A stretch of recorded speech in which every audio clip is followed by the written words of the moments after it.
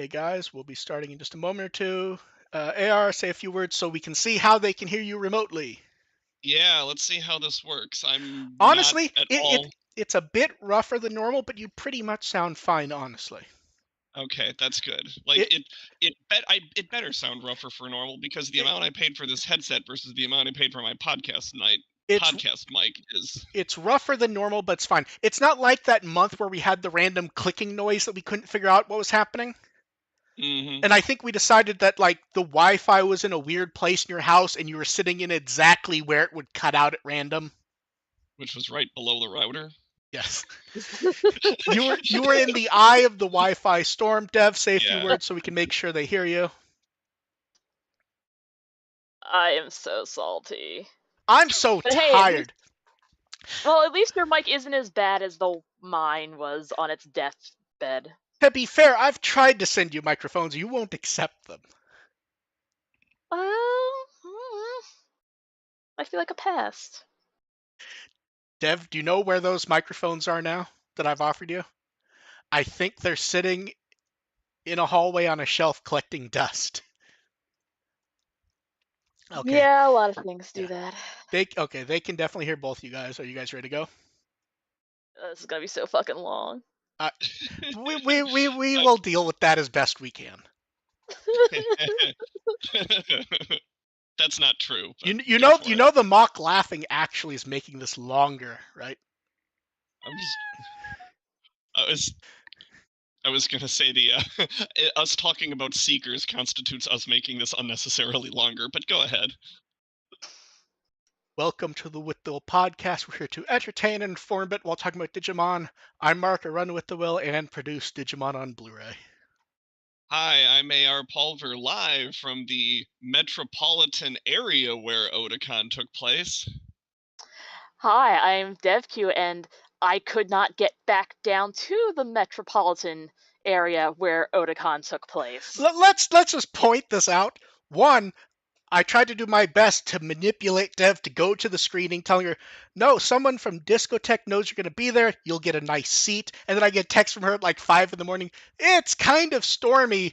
Are you sure? And I'm like, Dev, don't go. You don't need to kill yourself. We expect that to happen someday. It doesn't need to be me trying to get you to something that you're not even 100% what it is. And at the same time, Dev is like, AR is riding a subway right past the building. And it was storming like ass, so I can confirm the weather was Yeah. nasty. Yeah, I kind of got waylaid for over an hour at a rest stop because it was just impossible to actually see. Yeah. I I'm literally. shocked. I'm shocked it didn't. I'm shocked nothing happened with my flights. Honestly.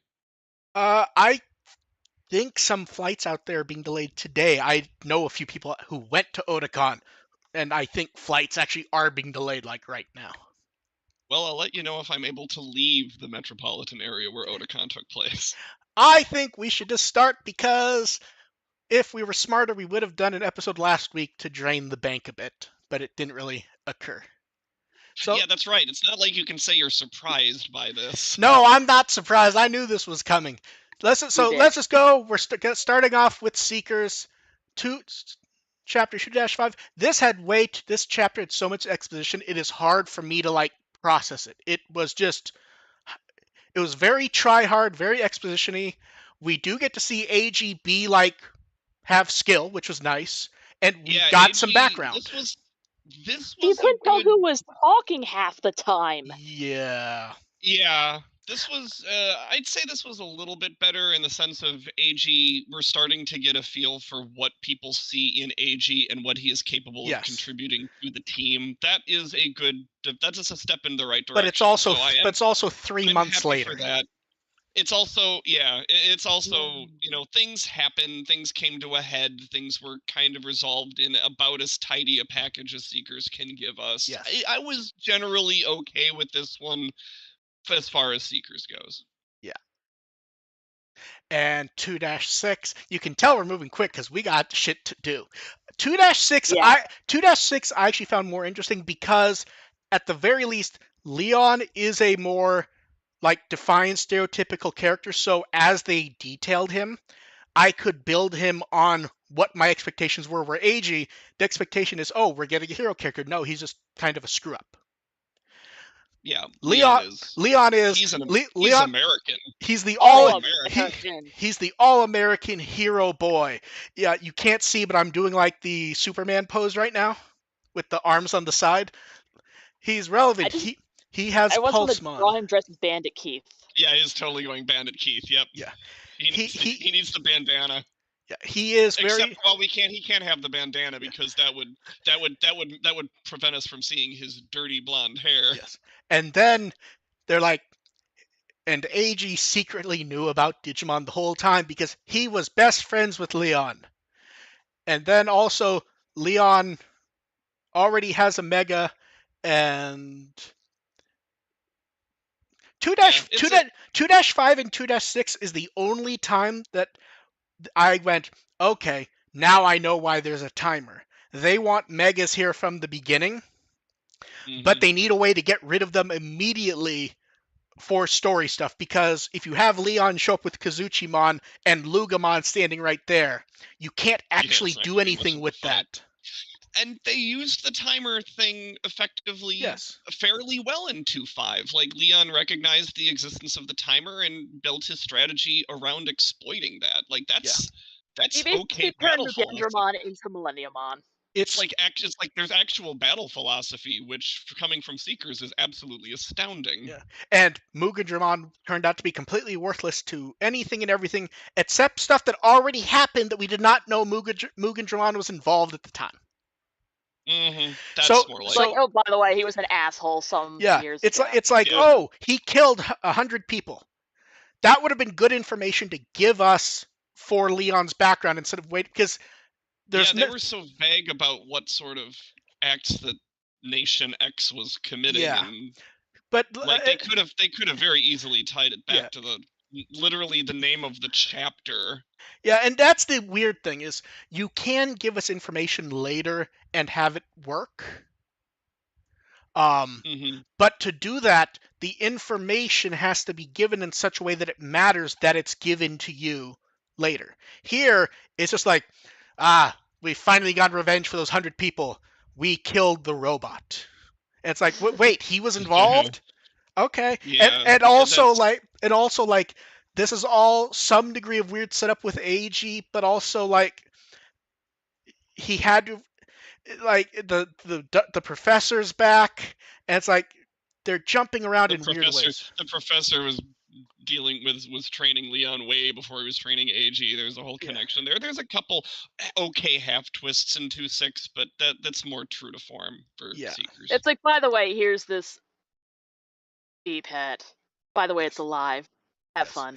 And also, I can't remember in earlier chapters when AG was shown the stuff, did it ever come up that, oh, this looks kind of familiar, or, oh, it's weird that I know how to use this? It is AG, to be fair. Oh, see, but he doesn't have an attention span. That can't be the answer every time, though. Can't just be AG stupid and has no attention span. Well, just because he was shown a Digimon like in a V-Pet doesn't mean that he really realized they were sentient creatures. That's fair. It's like, oh, my friend is showing me his pet. Yeah. This is cute. It's going to poop on your screen now. Yeah, you can't look. You're looking at a Tamagotchi going, oh, that's sentient. Yeah. Then 2 batches of Seekers fan art, and they put up 100 images, and we got some nice art to celebrate that. I actually really like that 100 piece, to be honest. Yeah, there's the art's still coming through nicely for Seekers. Although, am I wrong, or the batches really like shifty in size? Like 1 week there'll be 3 images, then there'll be 8. Then there'll be 2. It's whatever they happen to get in. Yeah. Yeah, I guess that's true. Then we got the video presentation last week, and as we expected, it was nothing, more or less. They went over the stuff. We did get some nice behind-the-scenes design art, though, regardless of anything else. That was neat. I really love seeing the concept art for the different Digimon. Although I will say, could they not have had, like, concept art of AG, not just, like, the profile art standing there at a completely different angle than everyone? Yeah. Then Seeker showed up and got a nice spread in V-Jump. I will say, I like the spreads in V-Jump. I also like that they kind of have stopped fully printing details of what is going to happen. They're more teasing now. It was like the end of Chapter 1, I think they spoiled what happened in it. So they've stopped that. They're teasing now, which is much better. And then we have manga to talk about. Chapter 5 of Dreamers is fantastic. That's certainly making up for Seekers kind of sucking. That's certainly an evolution to remember. That giant pinata head. And also, here's how it really works. This whole chapter is one fight in 9 pages, and it's still brilliant. Mm-hmm. Making the best of what they've got. And then that's getting a really exploiting drama in an evolution. Yeah, and it worked really well, especially with that. Yeah, the payoff. The payoff's gold. And then late last night during Digi Fest, we got what appears to be all the results of the Digimon Comic Award. I say appears to be because I'm a little confused because there is no grand prize. So I don't know, like, oh, are they going to reveal it at the V-Jump, or are the judges just going to talk about them in the V-Jump? I'm a little unclear on that. But the stories were good. So we got one, which is a girl with her partner Lalamon, and then Digimons are made public. Very nice, cute art. I like the weird fat Lalamon. I love it. It's a delight. Then it's a Tenya Yabano special Lalamon. Yeah, that's a funny. Yes, it has like that weird chubbiness that he does. It fits. Then we have 20-Year Samurai, which is a kid lives with a Kodamon, and then one night he sees another Digimon for the first time. Then we get... your tiny lizard is a taller lizard now. Then we get Children Code, which is kids love hacking, and Galake, which I assume is a translation issue. I don't know. Or something about Digimon. I like the eye thing, and it's about Elecmon and Greymon, who's a nice pair. Mm-hmm. Digimon variants. I saw the title, and I knew what this was going to be about, and I loved it. A former Digimon champion who stopped training them for some reason helps a toy Agumon. Aww. And I like how in the first page you can see him with an Agumon, and his clock is a Clockmon. Yes, I saw that. Yeah. Then Cold Open, which is about a Pokemon trying to destroy a world where Digimon and humans are at war. The answer is Ko, a girl who loves singing. And all I can think is, we do not need Macross Digimon. Yes. This is Macross. This is specifically that later arc of the original Macross, where everything has gone to hell, but singing will save everyone. Look, maybe if it's ever translated, I'll have a better feel for it. But like looking at the first page and reading the description, I just go, this is too stereotypical. This is too. I actually kind of got like Nausicaa vibes from it. I want Digimon Macross. Come on. Okay, but only if they get the jet. Then we get Daybreaker. I think that's a good. That might be Sparrowmon. In search of the spirit of wishes, Tatsuya travels around spirit spots with Doraemon.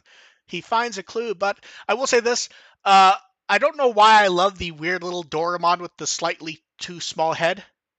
Like, it's not wrong. That's like pretty decent for art size, but for some reason, the sitting there like feels overly dramatic and makes me laugh. Doraemon's been getting so many variants in his style that you can kind of have a lot of flexibility with him. We demand fat Doraemon the plushie starring in a manga. Then Candy Shop Kaguya. Minami and Tatsuki protect a weakened Blacktailmon and they head to Kaguya, the candy store run by her grandmother. And they abduct that poor cat into working retail. And then the final one. I mean, look, Blacktailmon has already had experience with working. I was already working Uber Eats, so the final one I saw, and I just put my head down. Alien Reincarnation Zyuger. When I woke up, someone's getting meta. I have to read the full description. No shortening. When I woke up, I had become Leomon. The joy is fleeting, and the protagonist realizes that Leomon is destined to die.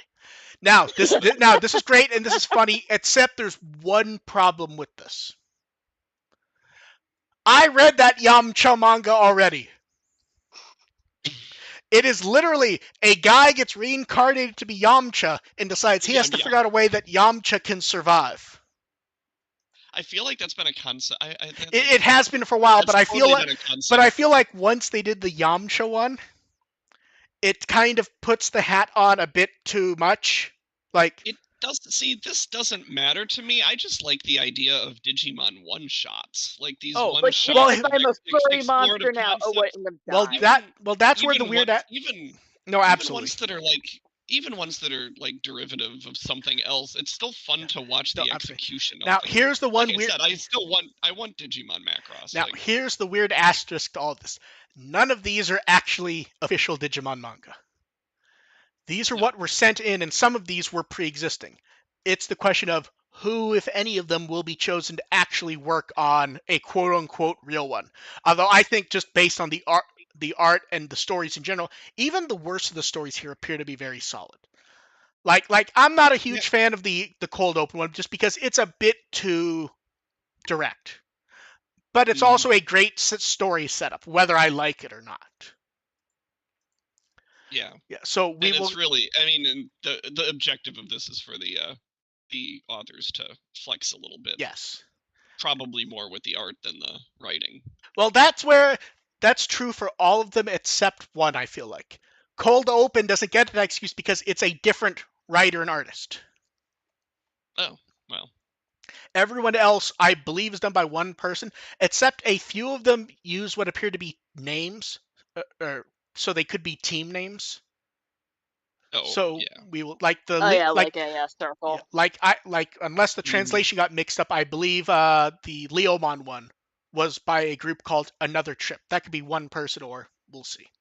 All these are good. I think any of these people could make a good manga if chosen. I see. I see these, and it's like I would rather see more recurring, just short, like one chapter mangas rather than like being involved in a longer project. I would like to. I would like the idea of these quickie short ones, and I don't need another extensive V-tamer. Yeah.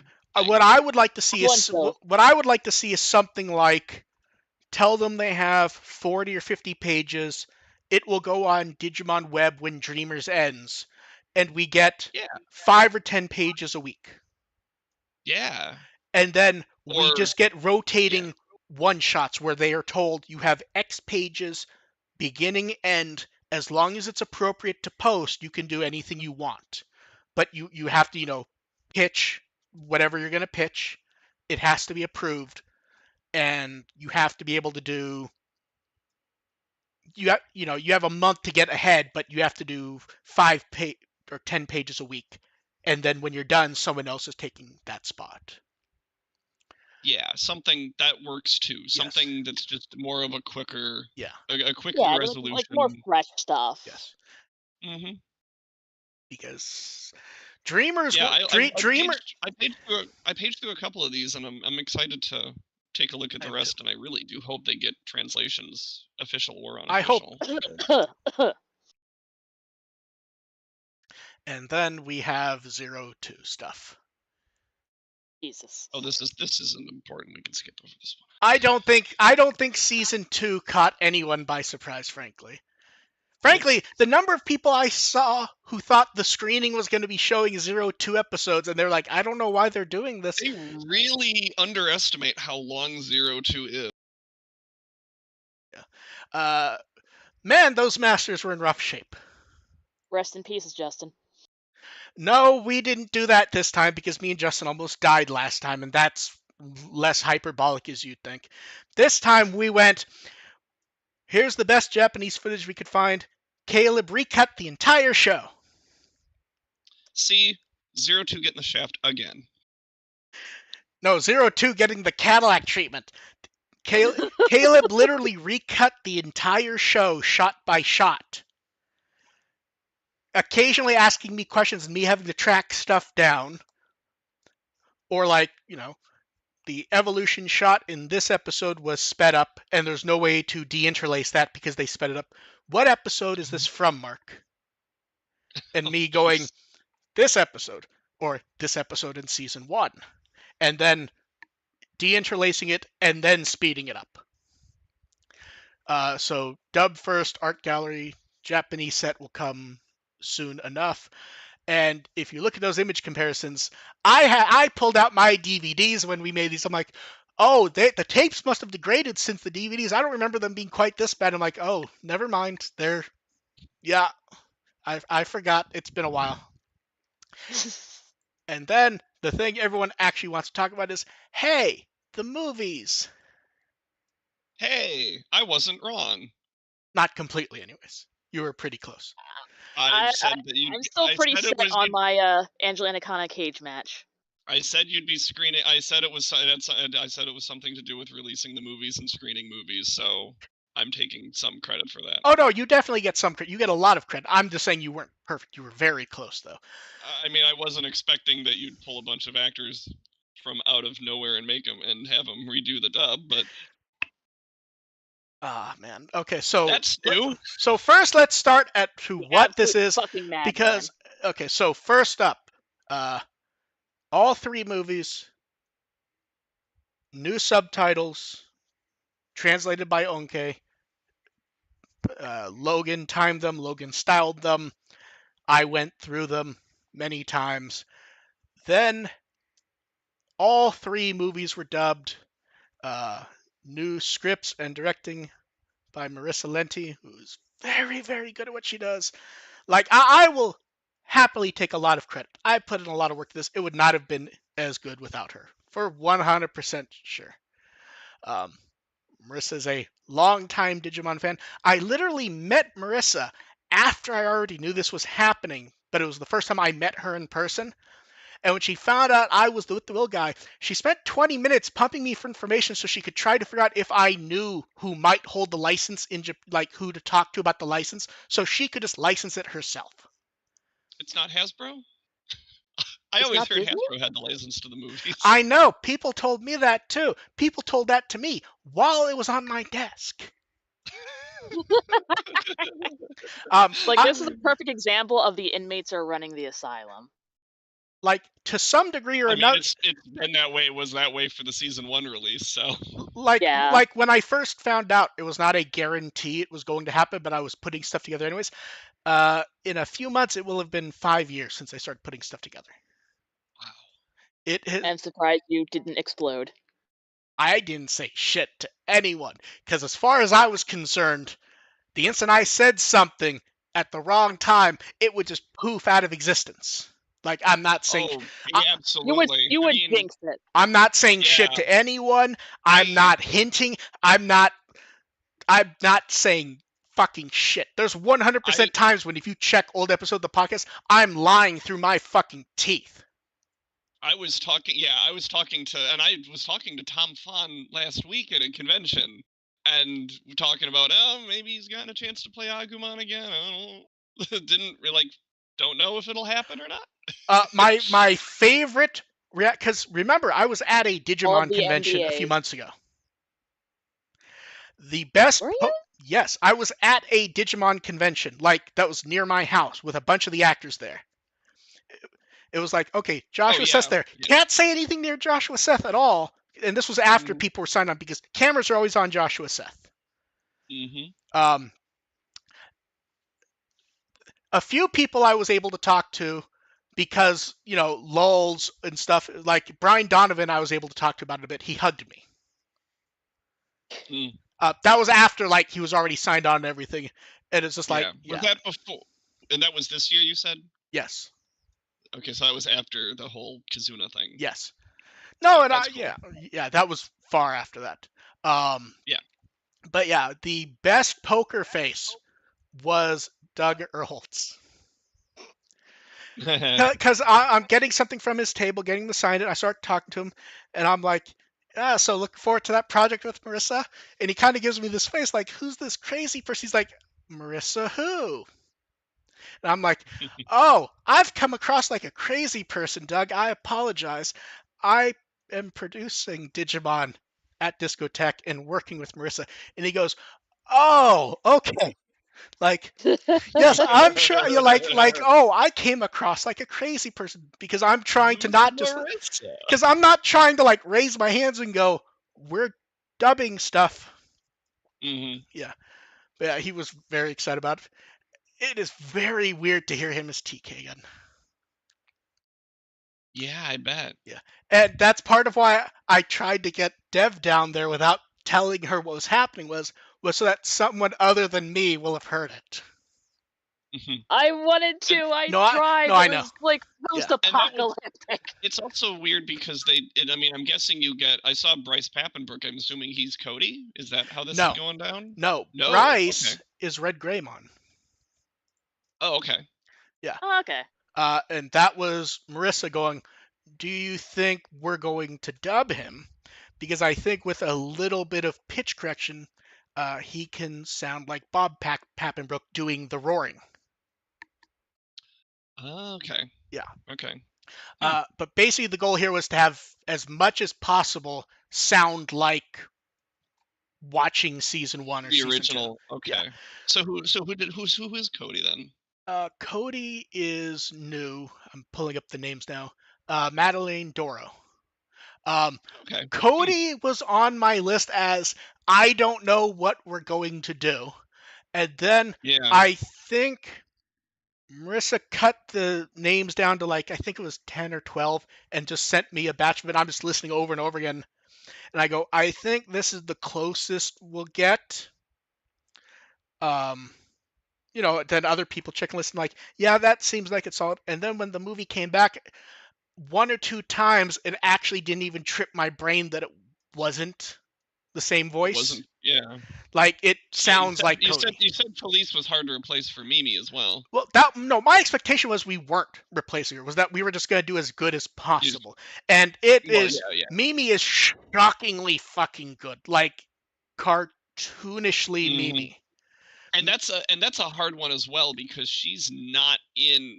I think she has a little bit more in the uncut Hurricane Touchdown than she had in the movie. I don't think she had any lines in movie 3 in the original dub. Thinking about it. Yeah. She's not in it. They just show the computer drop. Okay. because I don't remember. Yeah. She's not in the original dub at all. Which is when some people are like, well, couldn't you have picked their voices out of the movie? No. It's not worth the effort to even think about it when you have to record new audio regardless. Right. But yes, and like I don't know how much she got cut out of movie 2 because she's not in our war game all that much in the beginning. But movie all 3, I remember is definitely... like her wishing you were here. Which wasn't a great take to begin with, if we're being totally honest. Oh, I love that line. I fucking love it. But yes, basically anyone who we could track down is here, and basically anyone. I think the only person we couldn't track down was Yoli/Biomon. I was wondering about Tiffany, Kristen. I know this. Marissa went to far more effort than I would have to try. Okay. Marissa went beyond what would be expected. Yeah, I saw a lot. I just meant you being like creepy stalker. Yeah, I don't think she went that far. Marissa would probably say she got close, though. I think, but yes. Because when you're saying you're bringing bushes with a pair of binoculars. When you're saying you're bringing Laura, Michael, and Brian back, having Tiffany as well, that would be another headliner to put on that list. Honestly, if you could have gotten her. Yeah. Oh well. But yes, it was basically anyone we could get, we did. Anyone we didn't, we did as good as possible. And I'm very happy with them all. Like, very. So script wise, is it going to be like, was it entirely rewritten, or a lot of the big lines being kept from, or is it pretty much? It started as one thing and then went, no, this isn't gonna work. Originally, the original script that I was sent when Marissa did her first pass was Digimon the movie and then filled in. And basically I went, we can't do this if we're gonna dub it. And Marissa's a very good writer. And she knows Digimon inside and out. After that, it was just done very well. It is functionally an uncut dub, but very sweetened with dub energy. It should. So are some of the classic jokes? Oh, there's ones where I'm pretty sure when I told Marissa, no, we're keeping that in. I'm pretty sure she thought I had gone insane. Like she's like, well, if we're doing it uncut, we should cut the truck joke, right? I'm like, no. I literally had someone Facebook messaging me about the truck joke, and it's Jeff and Bob doing it again. Yeah, but yes, somebody messaged me on. It was like, are they keeping the truck joke? Yes.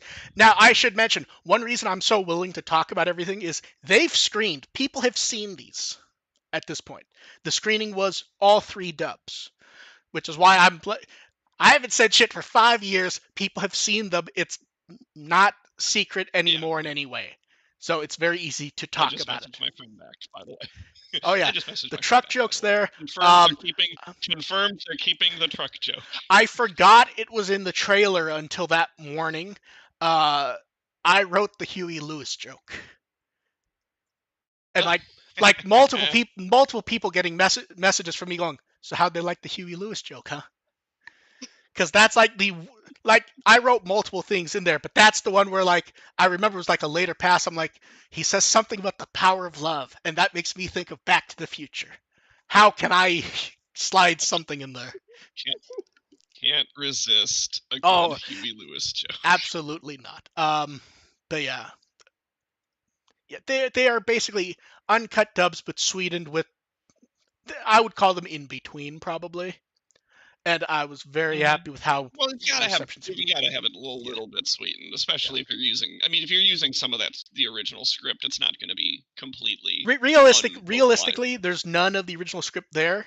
It's, if something made sense to use, it would be inserted. Like I believe one of the references, for example, and someone noticed this from the trailer.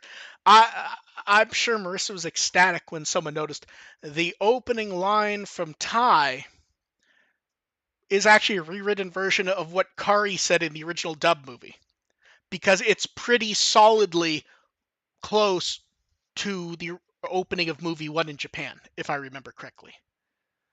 Oh, So it's basically just moving who says it to match up. But yes, very, very happy with how the dub came out.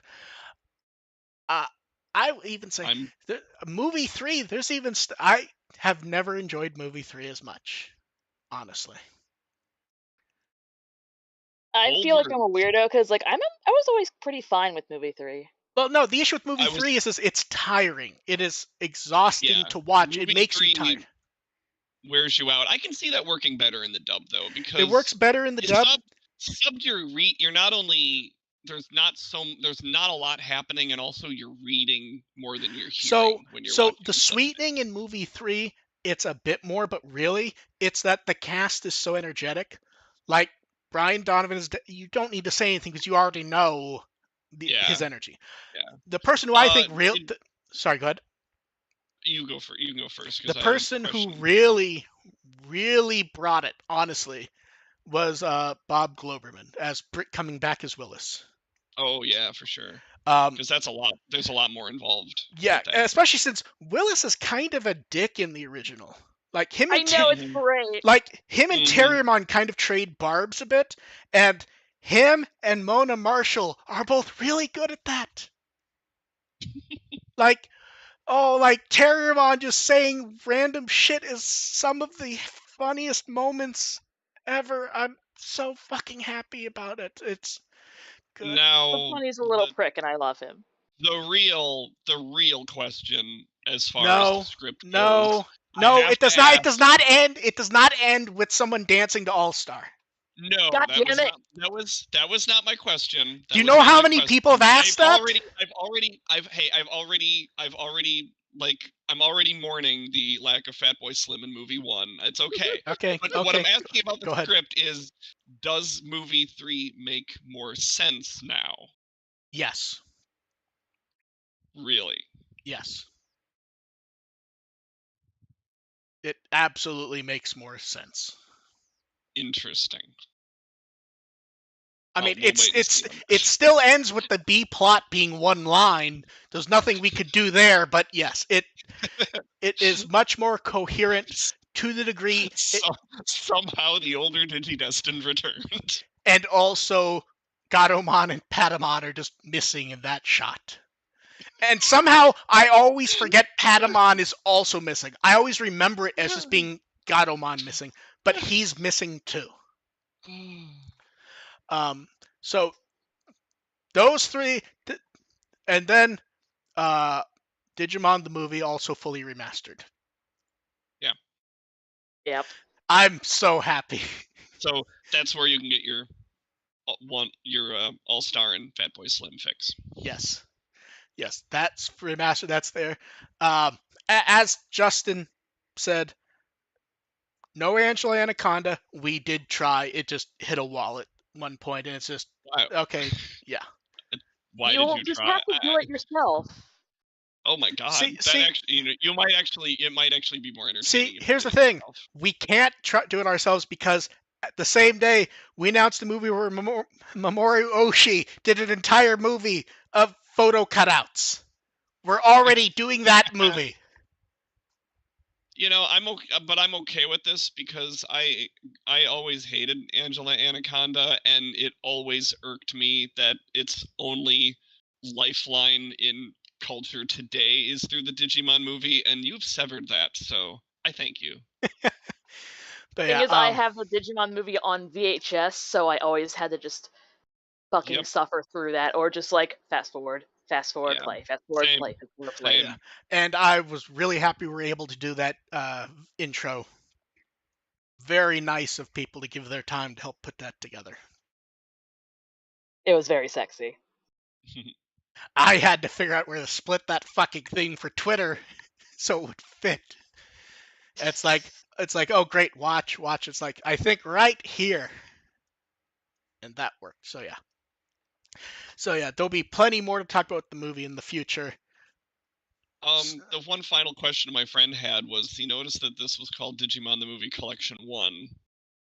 We number everything assuming we will be able to do more, whether we can or can't. Savers movie dub confirmed. Got it. Like, for example, I believe if you pull up, it was before me, if you pull up our release of Beautiful Dreamer, I believe on the side it says movie 2. And at that point, Discotek only did movie 2. I think it was years before anything else was gotten, and I was involved with every other movie. But movie 2, yeah, the packaging. So the moral of the story is buy the fucking Discotek releases so we can get more good shit. Basically, yes. Buy and we will see what we can do. Yeah. But yeah. I mean, you'd be heroes if you could get the movie 4 and the Tamers and Frontier movies as a set. That would be another big save, honestly. Melissa Fonda. Okay, so if you're going to be dubbing X Evolution, I have done voice acting before. I would absolutely. I will be Tokomon. I'd try out for X Evolution. Hey, look, we have more to talk about than your guys' acting dreams. Can I be Mummy Mom?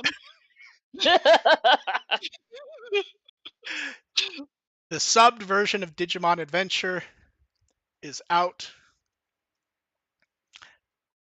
And that is the wrong image. And so is that. Oh, I put them together. That's why. That is a layer. So Digimon Adventure, the subset is finally out. People are happy with it, which makes me happy. I know she mentioned on Twitter, she did, since Onke was there, before the movie screening, they were showing episodes, which I don't think that was us. I think that's just we were letting them show them and Otakon put them there. I think Onke slipped into the room to like see people's reactions to her God subtitles. damn it, Onke was there and I didn't get a chance to run into her. Yes! I tried to fucking get you there. I did everything I could. For all the things you did to try for all the things you tried to do to get us in the room, saying Onke was there probably would have pushed us over the edge. I think I did say Onke was going to be there to Dev. No, you didn't. You didn't say Onke was going to be there. Maybe not to you. You weren't going to be there. Didn't say it to me either. I'm checking my fucking logs.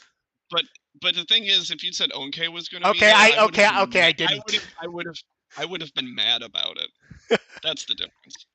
I would have just straight up and just got like a hotel room and just stayed down there the weekend instead of like, oh, I could totally drive back and forth. It's only 3 hours each way. Oh no, it was like 6 hours. Yeah. It's a shame my room's just a king. Like, I absolutely would have let you crash with me. And then I've slept in like tubs before. So the sale technically ended. I say technically because as part of the birthday set, Right Stuff had the season 1 dub set on sale. But generally, the last day of the sale is they bring back everything. So, and I think that's in a day or two. So there's also like Black Friday, so don't they usually do stuff around then too? Yeah, except this is a rare case where we 100% know it's gonna be on sale because it was already one of their birthday deals, and they bring back all the birthday deals at once. Ah. Yeah, so that will be happening soonish, and then talk about amazing timing. We got the packaging for the re-release of Digimon Adventure in Japan. That is an egg. That's an egg, all right. That is a bit minimal. So here's the thing. I actually like minimal packaging if done right. This is a bit too much and doesn't feel like it represents the show well enough for me. No, not at all. Especially like here's the thing. Like, it's just a plain orange egg. Like, what's weird is they like to like associate Adventure with like light blue. Yeah. And orange here makes sense because of Taichi, but it kind of doesn't make sense for the show. At least it would have looked like Agumon's egg, or someone who's more. I don't remember what Agumon see. Here's the thing: the image is small. I think that's just character line art, isn't it? Mm. Am I imagining that? No, it's character art. Yeah, and you know what this means, don't you? The other sets are all going to be the exact same design, just different colors. Yeah. Don't buy it. Why? Don't do it. So here's the thing: I don't have to because I have these discs already. These are the same discs that the old Japanese releases were. And I got delayed in deciding if I was going to buy it or not because I was busy. And now that I've seen it, I'm like, okay, I really don't need this. I can find other uses for it. It is a re-release, so. Yeah, and it's a priced. It's not even a sexy re-release. It's a heavily priced down re-release also, which helps. Yeah. So that's out in September. And then we have a few anniversaries. So 25th anniversary of the Frontier movie. So that's on Movie Collection 2. Okay. 23rd anniversary of Digimon Grand Prix. I love that stupid. I love that stupid movie collection 3. I love that stupid short so much. That one will be in 3D. It will the box set will include glasses for you. I'm trying to think. I'm just trying to imagine trying to convince people to wear those old glasses. Like the ones that you punch out the back of a cereal box. Yes, basically. Oh God. And then it's also just like the mid-range there. And it's also the first anniversary of Digimon Adventure Extreme, or Digimon Survive, as many call it. The thing is, you could have cut stuff from here and put it at the end of movie 3 instead of All-Star. I've lost track of what we're even talking about. Are you saying something from Survive at All-Star? Or are you talking about the 3D thing? I've lost track. Something from Survive into okay. I got mixed up. You take the cutscenes from Survive, or the major plot points to Survive, you dub those, and that's movie 4. That's Movie Collection 4. I'm gonna get this for like a year, aren't I? Hearing about Movie Box 5, Movie Box 6. Don't make me talk about watching the Saint Seiya movie. I'll fucking do it. You've already suffered enough. Yes, I have. And then we have DigiFes stuff. DigiFes stuff is kind of all spread out through because they told us this year was going to be laser focused on the movie. A lot of people did not listen and were like, is that it? Yes, it's the movie. That's what they're talking about. Like, no, it's the next Digimon story game for the next 3 years. So first up, we got a new. I love the composition of this poster. Yeah. Also, wow, talk about burying the lead, just having like Imperial Dramon right fucking there. And also Shakuamon and Sylvie. Are we really surprised? No, but like that's really fucking direct. And then we have the new trailer. It's not though. The trailer I fucking loved, honestly. Watch them re-release the Precious Also, Gem. I will say this. Far more direct connection to the beginning than I would have thought, that they're like giving us information for 3 months before the movies. I was like, oh, they don't mean metaphorically the beginning. They're saying shit's happening day 0. The beginning. Which here's what's fucking horrible. They fucking told us it had to do with that, and we didn't ignore it, but we kind of like went, okay, I get what you mean. And they mean something very different. I was kind of thinking it was going to be that direct. I wasn't like. Oh, I wasn't assuming metaphorical. Because theoretically, sorry, go ahead. Also, it's nice because it does like what they're talking about the manufacturing of the bonds between Child and Digimon. That really does tie things together nicely with Tri and Kizuna and what those were about. Not only those, that comes up in Adventure. Like that was done with not necessarily the egg being sent initially, which who knows now. Things might change, but like the idea of the chosen child was something that something manufactured. That was they saw something happen and they decided to use that. Yes. So I'm very interested in this. But what I mean is that Tri, Kizuna, and now this have really dialed into, are really laser focused on these themes. So having all of this is a really nice synergy going on with all this with the new adventure. I admit, I'm a little shocked they kept the industrial design of the Tri D3s. Yeah. I thought they were gonna go back to it's a bit more rubbery than it was in Tri, but like it still has like those industrial like divots on the side that were kind of neat. Did we ever see a proper D3 in Kizuna, or were they just using the phone? They only use the phones. That's what I thought. Now here's the thing. We know that some coloring stuff was not ready in Kizuna for trailers and stuff. Like things did not match color-wise when we saw the final movie. There are some interesting color choices here that I really want to see how they show up in the movie. Like Ken's D3 is like the design's a bit different, but like the inner screens aren't filled in for everyone, the little border, which feels like it throws off the balance bit, and Ken's is white and black.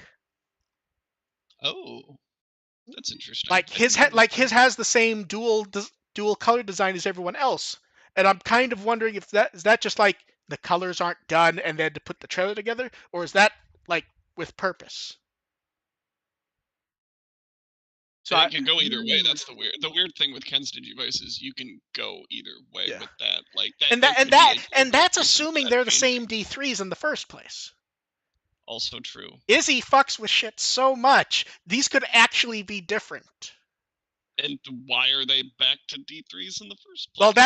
Well, that's the because thing. Because they're still toys. There's a plot. We know some plot thing's gonna come up with that. Also, of course. Can we just say we didn't get to see every frame of it? We saw most of it. How gorgeous was that the jogger sequence? Oh my god, it was. That's exactly what I wanted to see. Like, holy shit. And Pile-Dramon's one of my favorite sequences to begin with. It's an amazing sequence. So good. Like, focusing on that, and then they play Target where they're using the same vocals, but I believe the instrumental is different. Yes. Like, I think it was. It's hard because Target has some interesting instrumental changes in it. So it's kind of hard for me to parse if that's just one of the versions that already exist at some point. It has like more of like a reverb or that's echo. What I thought, but it definitely does. I've listened to a lot of it. Yeah, gorgeous trailer. Like this is all they had to give us from DigiFest.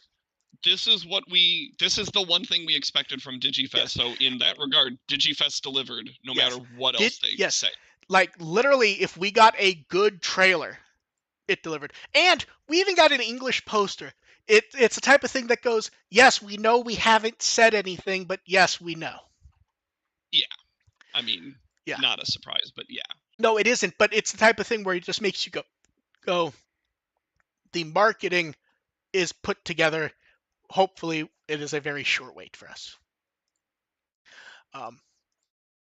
Yeah, and it just all fit together really well. And I'll even say this, I think they fixed one of the biggest like we talked about when we talked about the movie, why it was fine. Ken on the poster has a bit of an edge to him, I think, that probably will help that design work for people better. Yeah, because the last time it's just like, if you did not tell me this person was Ken, looking, I would not have. It's weird because there's personality there. But here's the thing, Ken's entire personality once he became good was, I have to make up for blah, blah, blah, blah, blah, blah, blah.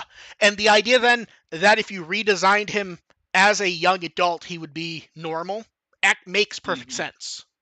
But I also understand why, even saying that, it doesn't matter to someone who thinks Ken should have a bit of a unique vibe to him. And I think on the poster, he has a bit of that.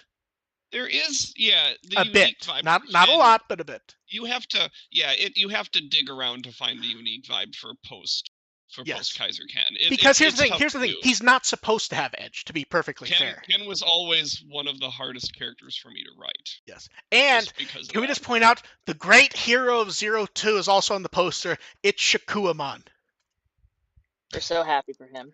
I'm happy he's there because, like, people get so stuck up on not understanding the design, you forget how cool the shit he does is. But also, it's like, a lot of it's cultural, because some people's like, oh, it's a weird ass fucking thing. It's like, no, it was Jomon pottery. Also, it's important. Yes. Also, I feel like we should wait to have a conversation about all those fucking eggs. Yeah, not. Yeah, we'll do that another time. Yeah, Also, the monthly character update where they showed us the storyboard. We got a storyboard of Takaru with Patamon. I love that story. That fucking Patamon. That 2-frame Patamon just going onto his fucking hat. And Takaru is writing. Of course. Yes. And I feel like we need to point out, Try, Kazuna, stuff from this, all 100% goes. We all know what the epilogue is. And every day I see someone go, everything I see from this suggests the epilogue is not canon. open eyes, please. Like, yeah, please, just like open eyes. It's like they're not, and they're not They've going to. they've said 100 times what's happening. They're not going to take you up Ty's to the going to get the epilogue, but they're worst going to leave you haircut in existence. they're going to leave you up at a point where you can extrapolate the paths to everything, and they've done so very well. Here's what it is. The epilogue is a box being held up by a stick. And the movies and Try are Reese's Pieces on the ground. It is your job to go get caught in the box. They do not. It's like Addison in Tears of the Kingdom. He's holding the sign up, and these movies are your Ultra Hand. To be fair, you've got to save his ass. Do you know how many people thought that was just a recurring gag and didn't realize you were actually supposed to do something? Like, I know multiple people who are like, wait, like they see something online and then I get a message from them, they're going, you never told me you had to hold up the sign. It's like, what else do you think's happening? I mean, you don't have to. I've seen two or three times. I was like, okay, bye. Yeah, I've seen some Addison abuse videos. Oh yeah, there's been some great ones. Yeah, like he's not quite up there with the Koroks, but he's close. Yeah. And then this was like a well-timed update, minus that like using the logo and like the Digimon Adventure 02 Kizuna name and sigil now is a bit odd. So it's been 2 years since these CDs came out, the 02 Kizuna character songs. They did digital releases. They're not available outside of Japan that I've been able to deal with. I forgot these existed. And they split them differently. They split them into Chosen Children, Digimon, and duets. And this is actually where the dub actually beats out the Japanese name, honestly. Because none of them are... Only one of these 12 characters are actually kids anymore. Chosen Children works less when we see in that early trailer where Tai has a tie on and he's in like a political business meeting. Yeah. Calling him a chosen child kind of does not work anymore. I mean, and even here, Yamato into space with a goddamn Korok. But even here, like in his case, former. But even here, like Miyako's traveling around the world, learning. She's not really like she's still young, but she is not a child anymore. She is globe trotting, and she's getting into all sorts of fun shit that Daisuke, you can say is still a child realistically. Daisuke will forever. Daisuke is still a child in the epilogue when he has $1 million. Yeah, yeah. And then Feel Me announced with Anigatur that they're doing a whole bunch of products. Have we seen the full art before these? Like, I think we talked about how they were clearly selfies. Did we ever actually see them with the fucking phones? No. And also, did they only draw like 2 or 3 hands and then they pasted them in? Like, if you look at... Okay, look at Hikari, the full shot of Hikari. Then look at the full shot of Iori. Yeah. It's like they took the same art but like redrew the fingers a bit. You see what I mean? Or like look at Daisuke, then look at Ken. They're not exactly the same, but it's like they drew the hands and then just decided who would go with which, except for Miyako, who gets the selfie stick. Well, I feel like Hawkmon would look a lot more nervous if she's holding a giant stick with a $1,000 phone on the end of it. I'm sure he's used to it. She gets good money out of that. That's true. So she probably has a warranty. Yeah. So the products here are actually more relevant because Anigatur has an intermediary built into their store. So you don't actually have to deal with sending in requests. You could just buy it. So we get canvas art. I always like these, but I don't have space for them, so I never buy them. Like, I always like the nice canvas art pieces. Acrylic art pieces, keychains. The keychains look like... I don't know what social media service these are always meant to be, but they look the same on other... What? I'm old. What social media service is this supposed to be? I don't know. I always assumed it was kind of like a Polaroid sort of thing. In which one? The third row of products, the keychains, which are clearly meant to be social media things. I don't know what's like. Is it supposed to be Instagram or something? I don't use it. I don't. No, I don't know. I think it's Maybe just it's a supposed to be general like wrapper. generic. Okay, yeah. Generic. Then we get acrylics. The stands are always nice for some reason for Digimon, like always.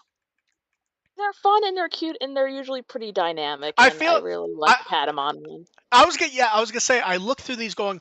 People always buy the acrylic stands, and with intermediary being so simple this time, who do I think will be the top seller? Ignoring the kids, I think it will be Patamon because that is very pretty. Then we get can badges, which are can badges. Clear files. I actually like the shirt, to be honest. I like the muted colors on it. Yeah, they made that work well. This is how you put something on white. And then, do you know how many people I know who are upset they did not get the Try Ramen Bowl? Because like I've tried to help people track it down. Anytime they track it down and they order it, the store's like, "Oh no, it was a listing to find it," or "We had it, but it's gone now." Do you know how many people try to find that fucking thing? And now they can get a weird little Daisuke Vmon one. Look at Vmon waving to you from the bottom of the bowl. You have to finish everything to see him, and you have the spoon. It could have at least been, although there's actually a weird thing here. Am I wrong? Or is the spoon different in both photos? One's the underside. No. The one they show is a normal one with the double shot. If you look at the other shot, though, it is a hook. Oh, it looks the same. Look at the top of the spoon in the two shot.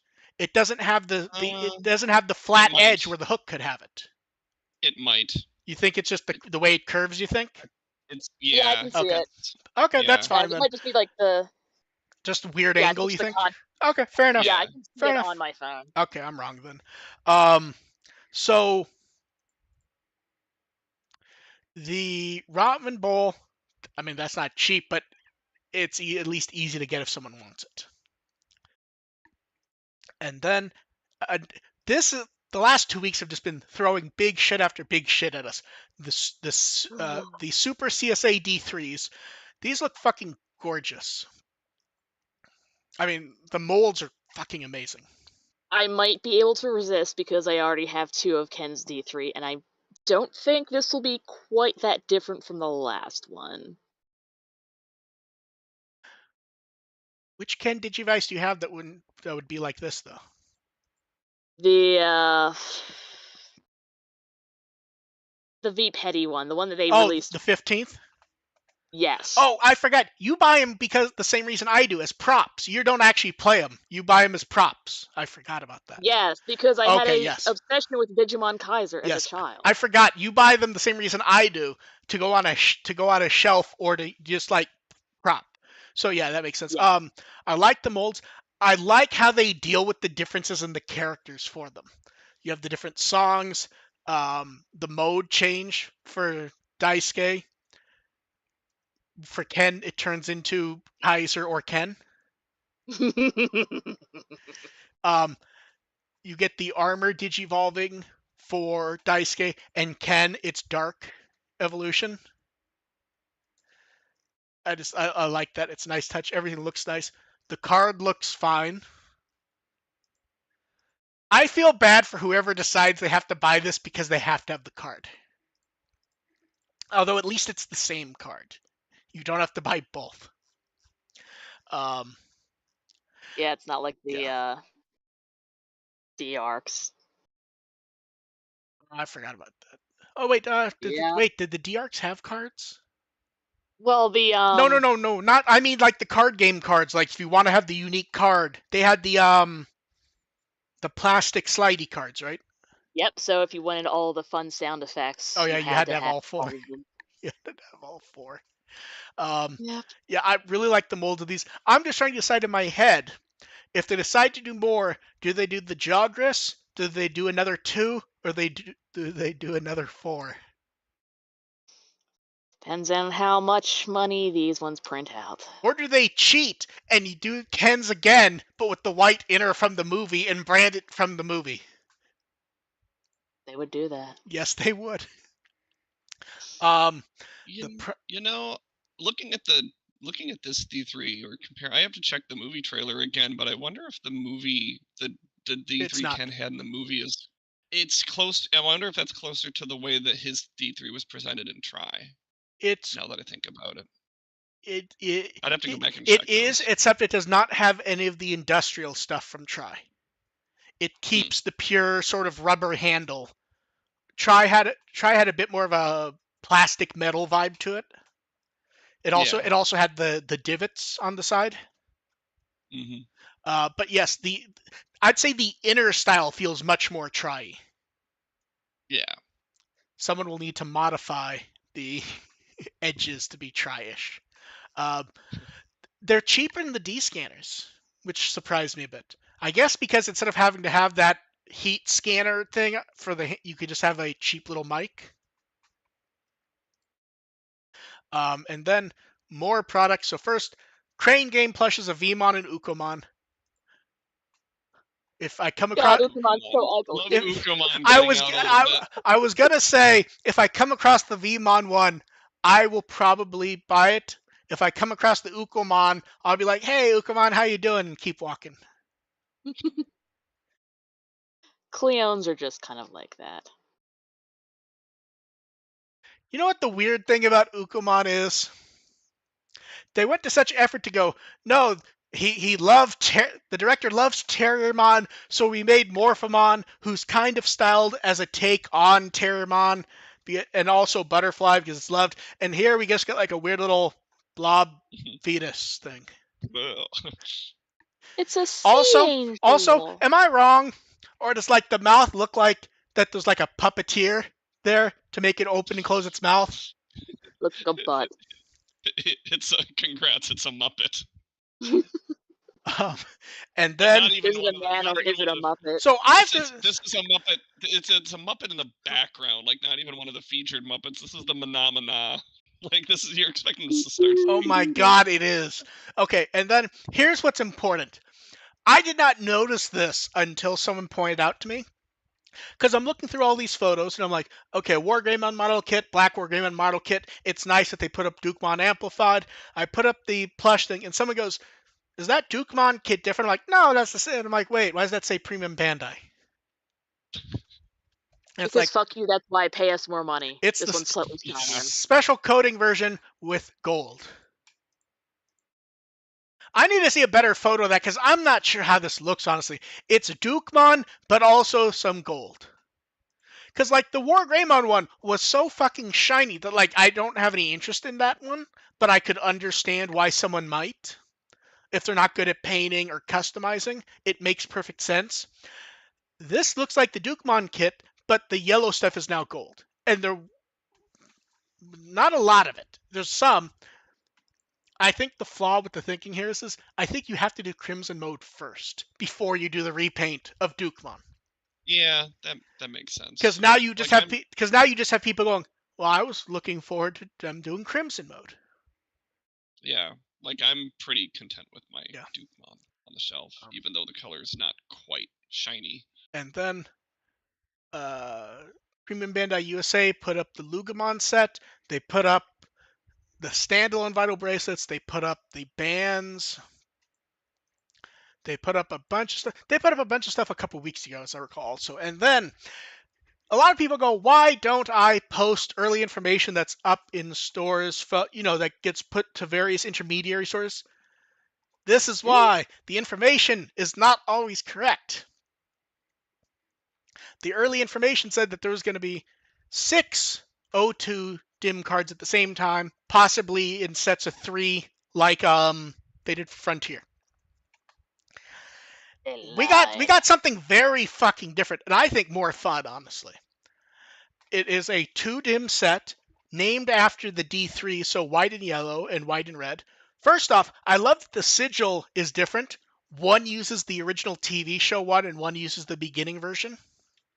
Oh, damn, I didn't even notice that until you pointed it out. I love that they did that, but This covers functionally every form from the anime, I believe, filled in with any more specific forms from the original D3 VPET, plus some fun surprises. So yellow is the family of Armadamon, Patamon, and Vmon. And great lineup and choices for everything. There's only a lot of people are getting salty about Vikemon, though, I have to say. It's like I was never quite very solid on them, just randomly going, and it's /Angemon now. Also, I love that Holy Angemon sprite. It's kind of goofy in the RoboCop head fashion. Yeah. Like it looks less like Holy Angemon, more like RoboCop wearing a hat. He just has a real pimpin' coat now. Yeah, and then great. Now I just keep seeing. Now I see like the wings, and it's like it's a coat.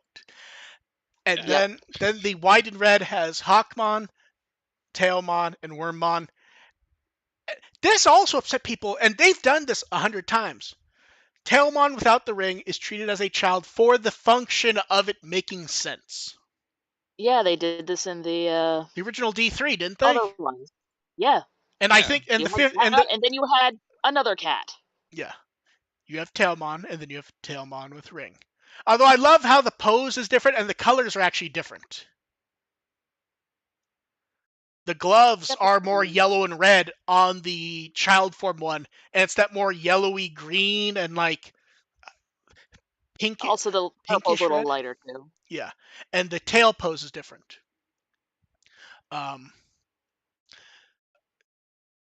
What's weird is some of this, I swear they took inspiration from the other DIMs that Wormmon and Vmon are in.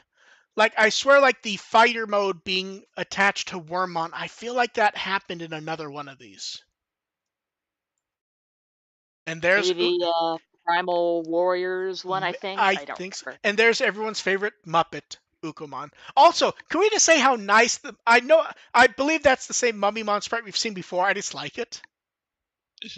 And there's Armageddon does not fit very well in a small sprite box. Like when you're trying to draw him horizontally, it's like, wow, that's a lot of white space for one of these. They're trying. Gee, I wonder who the mystery spot is. Are we going to like really guess, or are we just going to go with the probably guess of, oh, there's a new Digimon in the movie? Wink, wink. Nudge, nudge. Yeah. Imperial Dramon something something. And then we watch the movie and just Imperial, and then just Vmon evolves to future mode, which would also be acceptable. Yeah, and there's no difference in price. This feels like I know a lot of people don't like when it's like, oh, this is all filling up with an anime thing rather than like being a more natural VPET. I fucking love this. Some people want that. Oh, I fucking love this. I think like if you are a fan of 02, being able to just get one set of DIMs and it's the whole anime. That's fantastic value for someone who wants these. Like, that is great. Also, I didn't notice it before. Look at the Pegasmon sprite. It kind of looks like he can't move his legs. It's like he put them on his shoes and he can't move. Because they had to draw him so stubbly that it's like he doesn't have. It's like like a corgi. It's making me think of Wesengamon. Yes, that's basically like it's Wesengamon or a corgi, and also that's Submarimon. Yes. That Submarimon sprite is amazing. I didn't like look at it closely. That has some like nice perspective and shit on it. Yeah, actually, that's right. It kind of reminds me of a Digimon World 3. Why Submarimon get like the nice perspective shit and Armageddon's like just there? He knows what he did. Yes. And then I think we need to turbo through cards. Does anyone disagree with me? I don't care about cards. Yeah. Okay. Buy Human Ace. good art, but jumpy. Zanwumon Ace. Actually, there's some really nice detailing on this one, to be honest. I like the Zanwumon. Yeah. Qinglongmon and Zuquaimon. What's weird is both these are really nice, but these are also like exactly what I would expect for these two. Yeah, those are fine. Moving on. Also, Zuquaimon is a bit too close. It's a kind of claustrophobic. And then the hero of the Digimon card game, he appears way too much, but it's amazing every time. It's Tokomon. Yeah. Wasn't he just in the last set? Wasn't he in the last set? Doesn't matter. You can never get enough Tokomon. Then we get Elecmon. Tokomon. Elecmon in like a weird like Vegas place. I'm sure it's one of the places from the games, but it feels like a Vegas place. Casino Night Zone. Yeah. Then we get Mercurymon. That sure is Mercurymon, isn't it? Yep. I always forget how to say their names because there's like 3 of them at this point. And I think that's the one we just called Mercurymon. No, this one's the planet. The other one is friend. I clicked on the link and scrolled past it, expecting to find Frontier. Yeah. Like, oh right, this one. Yeah, this one. Pajiramon, fine. Katuramon actually got really good art, I think. He is a dog. Sandiramon, people seem to really like this art, honestly. And Mihiramon is certainly doing an impressive leap. Yeah, Mihiramon. Also, is his head that tiny? The perspective's really messed up with this one. Yeah. I hate its legs so much. Indaramon looks nicely detailed. Vajramon. The problem with Vajramon is I don't know what else he's supposed to do in an image. Like, is he supposed to kill Link? Yeah. Like, like I've fought him 10 times in Tears of the Kingdom. I don't know what else they're supposed to do with him. It's just launch him in his face with the Koroks. Then Frymon is the weirdest fucking looking baby of them all, honestly. And Duffmon X. Duffmon X is about to have a very bad fucking day. He's just standing there, and you can see Black War Greymon just about to clock him into the ground. Shakomon is being Shakomon, and Octomon is being I don't know why. I love that these are like almost the same image from different perspectives. It's always fun when you do Although, that. am I wrong, or can you really not see Shakomon in the other one? Let me zoom in. You kind of can't. Then we get Leviamon. Okay, I fucking love this one. Yeah, they did him nice twice. And they don't make the weird mistake that sometimes happens with the Digimon who get an attack also, where they're basically the same pose. Mm-hmm. So that one looks nice because they did not make that mistake. I think. Jeez.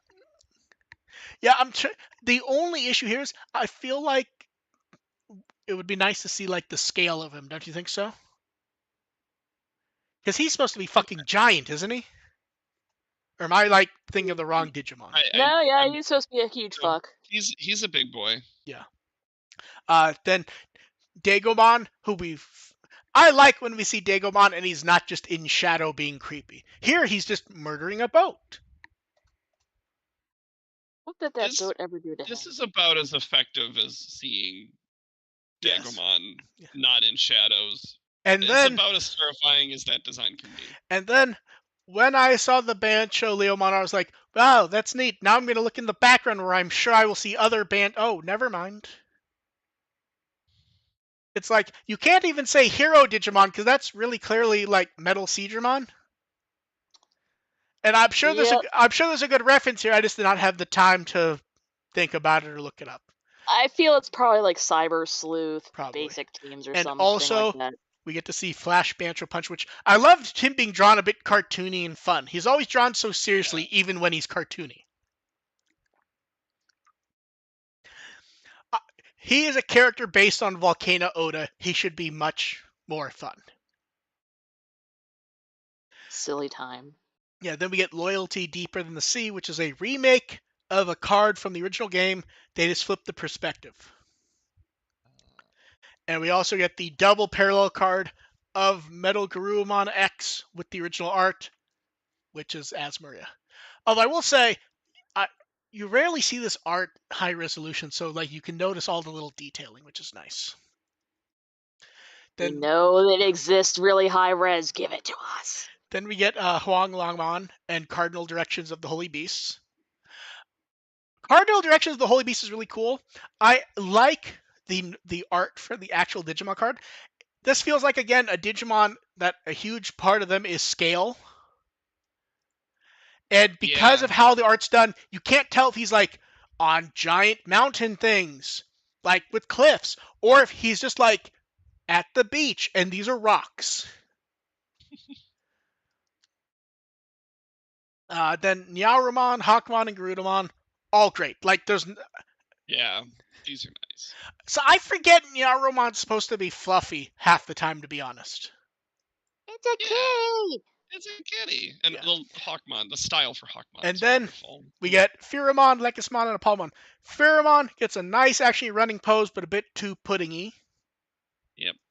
Which comes up with Koki a lot with Koki's art, where if it works, it works. If not, you just kind of look and go, it looks kind of like pudding. Lekismon is a cool running pose, but I feel like we need more contrast with the background. Like, is this running, or is this like Wile E. Coyote falling? I couldn't quite tell. Like, I assumed it was like jumping. That's what I assume it's a dash, but then I start looking at the back and I'm like, is Lekismon sideways or upside down? Or I can't tell because I'm not like 100%. I can't like get my bearings. Then we got all the cards from Limited Card Pack 1. We've actually seen all these, but we have them cleaned out and a bunch of recent promo cards, including the illustration competition. I love every single one of those cards. They better do the Wargreymon one foil. Better. Please. Then we get, in both the US and Japan, people voted on Diaboromon, Diablomon getting an accessory pack. Amazing art on these. Like, so good. Did you see how the token card, how they can all fit together to make like an endless sea of Diaboromon? Ooh. Because they framed it so the art cuts off half on the ones in the back. Oh, yeah, I see. Yeah, so those are available to pre-order in the US and Japan. Nothing unique card game-wise in V-Jump, but it got a lot of pages. Good previews. It just happens we've covered it all separately. Card Battle continued and finished off their stuff with the people who won the 3-on-3 DC1 tournament. And that is it for cards. Woohoo! So products on sale at DigiFes are also at Digimon Partners. A lot of these have already sold out. Like, I believe the Aloha shirts are completely gone at this point. I will say I love the keychains. It helps that the art is fun. Yeah. Also, Wave 2 O2 Otadamas. I love. Look at Terramon. He's just like, this is like the third or fourth Otadama I've gotten. And then if you buy various Digimon CDs, you get Christmas art. Woohoo! Christmas. Here's the funny thing. This is art that people have asked them to reprint. It just feels like the timing's a bit weird for like very, very Christmas art. It is. Yeah, it's not Christmas at all. It's Christmas in not July. Not exactly in the spirit for this, but not exactly in the spirit for this. But hey, the art's fun. I work in retail. I'm going to be seeing that crap in a couple of weeks. Yeah. Oh no. And then in China, pop-up shop, some neat products actually. The Tai Chi DigiFes is a mobile device battery, and the crest glows when it's plugged in. Oh, that's fun. The mug's nice. The keychain's good. The backpack, I don't know why I like. It's like very basic, but it looks neat. The mouse pad I like, but I wouldn't use. And a charging pad with a glass top with the same DigiFes design. And they also showed off, I don't know where this is in China. They showed off the D3s and an adventure pedometer. Yeah. Based on the photos, what I think happens is there's like whatever brand this is has an associated app. And if you hit guidelines, I think you get device wallpapers and shit. Oh, cute. Oh, fun. And this will be out in November. I don't know if this is China only or if this is like something got announced early. Because if we had gotten these photos like 24 hours earlier, the D3s would have been spoiled. Because the last time we saw the D3s, remember when we said those were probably hand carves just to get basic like sizes down? And people just kept going, they're ugly. And we're like, they're going to change. And they changed a lot. We had not seen what these look like. Yep. And then let's talk about the big surprise. And by big, I mean, that's a fucking Mugen statue. That's like $350. It's a big boy. I want it. It's branded as Digimon World. It's themed after how he appears in the final battle in that game, down to the skull patch, which apparently a lot of people didn't know was there. I saw a lot of people on Twitter going, I didn't know he had a skull, and then they're showing photos of like the model, and it's like, oh, it's there. It just was very low resolution and tiny. This is, I mean, I'm not. It's PlayStation 1. I mean, I know. On. I mean, no, that's what I mean. It was low resolution and tiny, but once you know it's there, you definitely can see it. It's not like it's hidden, is what I mean. Also, we don't often get gems where figures where things can move. You can move the cannons. From front to back. No way in hell am I spending $350 on this, but I can understand people getting it. It's very cool looking. Although I saw some weird complaints about one specific thing. It's too close in pose to the Metal Greymon statue. Yeah, but this is also like the attack pose for Mugendramon. Yes, it just that's also not thematically inappropriate. Yes, like they just both happen to have similar attack poses, and that's not necessarily by accident. Yeah, but this one's made of parts of the other one. Yes, like this is like the only other well-known Mugendramon pose is if you're going to include 3 slices of him as he's falling apart. And that would be branded as Adventure, not World. But yeah, good luck, Dev. And then I'm gonna draw so much fairy art. We got the poll results for the first series of Ghost Game Prince. Did any of us call that it was going to be? I think I said Kano Weissman had a chance, and then we all laughed at me saying that, myself included. And it was Kano. I think we all decided it would probably be Galoose. Yeah, that's right. Oh, because Galoose is so much cooler. And then I said something to the effect of, I don't know, Kano Weissman's pretty neat and popular. And then we all laughed at it. Because it didn't make... Clap to Kano Weissman, though, for proving it's all fucking wrong entirely. Yeah. And then Part 2. Part 2 had a fun twist, though, I admit. I expected this to go to the end. Instead, it goes to right before the final arc starts. Oh. Okay. So out of these, who do we think will win? Let's see. It's gonna be fucking Betsumon as Gamamon, isn't it? Probably. It's gonna be. I was gonna say Gamamon looking adorable. Okay, wait. It's okay. I'm gonna look through each image, and if I see one that I think could win, I'm gonna say it. Gamamon looking adorable hasn't played as well as I expected it to. But here's the thing. One of the answers you're gonna cringe when I say it already. First, we have the Betsumon as Gamamon. Yeah. Then we have the action shot of Galoose. Then we have the hero pose of Seriousmon. We have angry Jellymon on the laptop. And then the final one, both of them in the wedding gowns.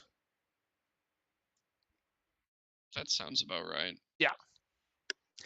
I would like the winner to be King. Depends on who's voting. Look, Discotek just announced we have King Gainer. I would like King Gainer to win. I was very excited when I saw that on the stream. Oh, I was happy. Do you know how much because here's the thing. I come up with all the clues, which are purposely meant to be kind of random and not make much sense unless you're not really supposed to solve it. And someone was like, Mark, I think it was Logan, who's like, is it gonna be too much? I'm like, I thought of it, but it's like that's too. Like anyone who pays attention to me will know, I've said King Gainer 1,000 fucking times for. Yeah, I can't use it because I've said it too much. Right. And then we got the poll results for the everyone vote for color project, which was vote for which Digimon color V pets.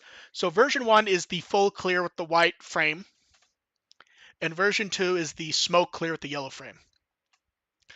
They're pretty cool. When they went over the winners, they actually pointed out something interesting about these. The version 1 is not a color that was available in Japan. The version 2 was. So it's a weird sort of, one is the Japanese color, the other is this was not really a color in Japan. I think they had... Well, it is now. Yes, it is. I still kind of like that clear blue color, though. I like any clear color where you can see its guts. Are we surprised that one of the Ecto color / P colored ones didn't win? It's still amazing that 2 of them ended up with like a weird Ecto cooler color one. And then let's go through the weekend batch really quickly. The Lugumon and the Ryudomon Dormon Dims we got little previews of. Is this the first time they actually confirmed that Oryumon's the one in it, or did they show it to him and I just forgot? I don't remember. I've just been lamenting that it's not up on Bandai USA yet. Yeah, when the Lugumon went up, I'm like, oh, I'm just missing the one. I'm not seeing it. And I'm looking like, oh, it's really not there. That kind of sucks. Like, this is the one that I want the most. Okay, quick jump, since someone in chat asked, and this is the type of question we will just forget. Someone said they're not familiar with DIMs. What are they? If you have a Vital Bracelet, which is the fitness V-Pet thing, if you buy a DIM card and plug it in, you get a whole new set of Digimon to raise. I was about to answer that on the chat, but go on. Yeah, I just decided, like, I'm gonna forget. I'm not gonna remember that. I'm just gonna answer. Yeah. Then we got to see photos of them recording that Seekers special thing. God, look at it. They just have the AG thing. Get the actor who plays AG to stand there. That would help. Then we get some photos. No, that is the actual AG. He just looks like that. Oh, I wasn't gonna be that mean, but okay. Then we got some photos of the Tamers Exchange Tour. They've been posting photos of these events, and they actually look really well put together. Yeah. Then we got various figure previews and the black work. I love that the advertising is using backgrounds of like correct shit. Mm-hmm. It just looks good. And Black War Greymon, we got an actual date for it, and it's August 5th.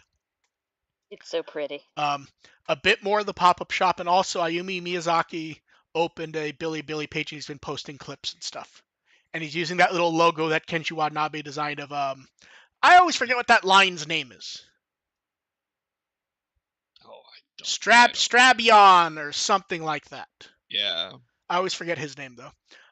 Billy had their Billy World, and there's a bunch of Digimon stuff there. Big card game display from Bandai.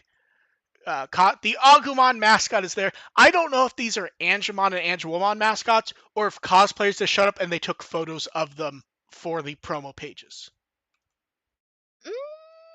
It's hard to tell because they're good costumes, but they also feel like the level of decently made costumes that aren't what Bandai would approve. Like the Angemon stuff feels like they would like stick in the fake foam muscles.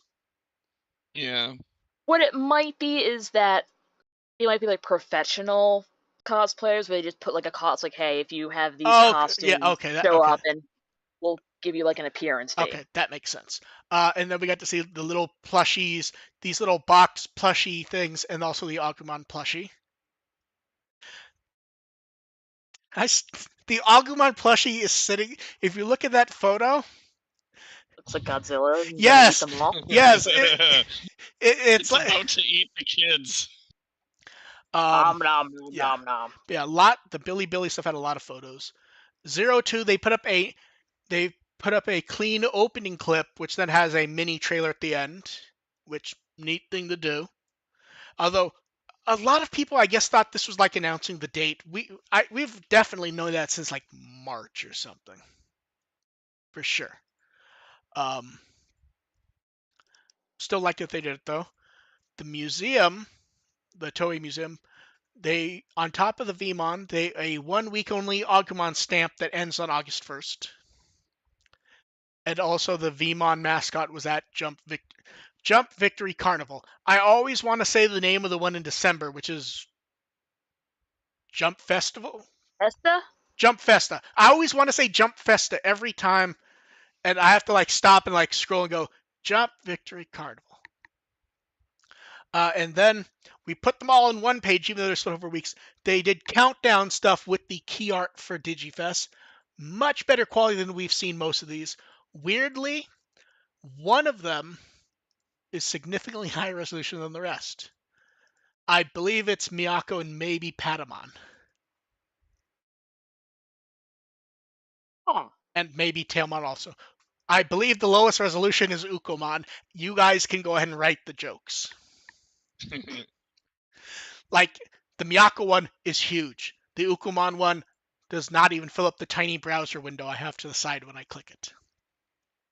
Oh, yeah. And then Naoki Akamine put up their process, the different stages for the Hikari art, the Tailmon art. We've talked about these a lot, so we're skipping that because holy hell do we have a lot. And then an Atmon appearance, which is funny. Every time Atmon appears, people act like they never show them. Atmon stuff shows up a lot. It's just not like a new show.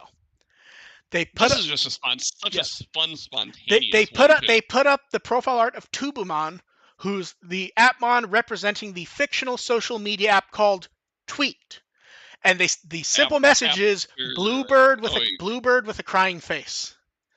They said nothing else. It was just bluebird with a crying face. Everybody got the joke. Yes, and that is a top notch. That's fantastic trolling work. Yes. Love it. And especially since it also confuses people who don't pay attention that Atmon does show up a decent bit. They're like, why is Atmon showing up? Just amazing. It's in their roster and it's in their playbook. So when things happen and they need to troll Elon Musk, they have something to do so. Okay, before I click this one, it's very important for me to point out they've done 2 more of the Great Tamer Exchange meeting tours, and one of them, Chiba, was one of the Card Battle family guests, and you know how Chiba always has the great costumes? He has a new one.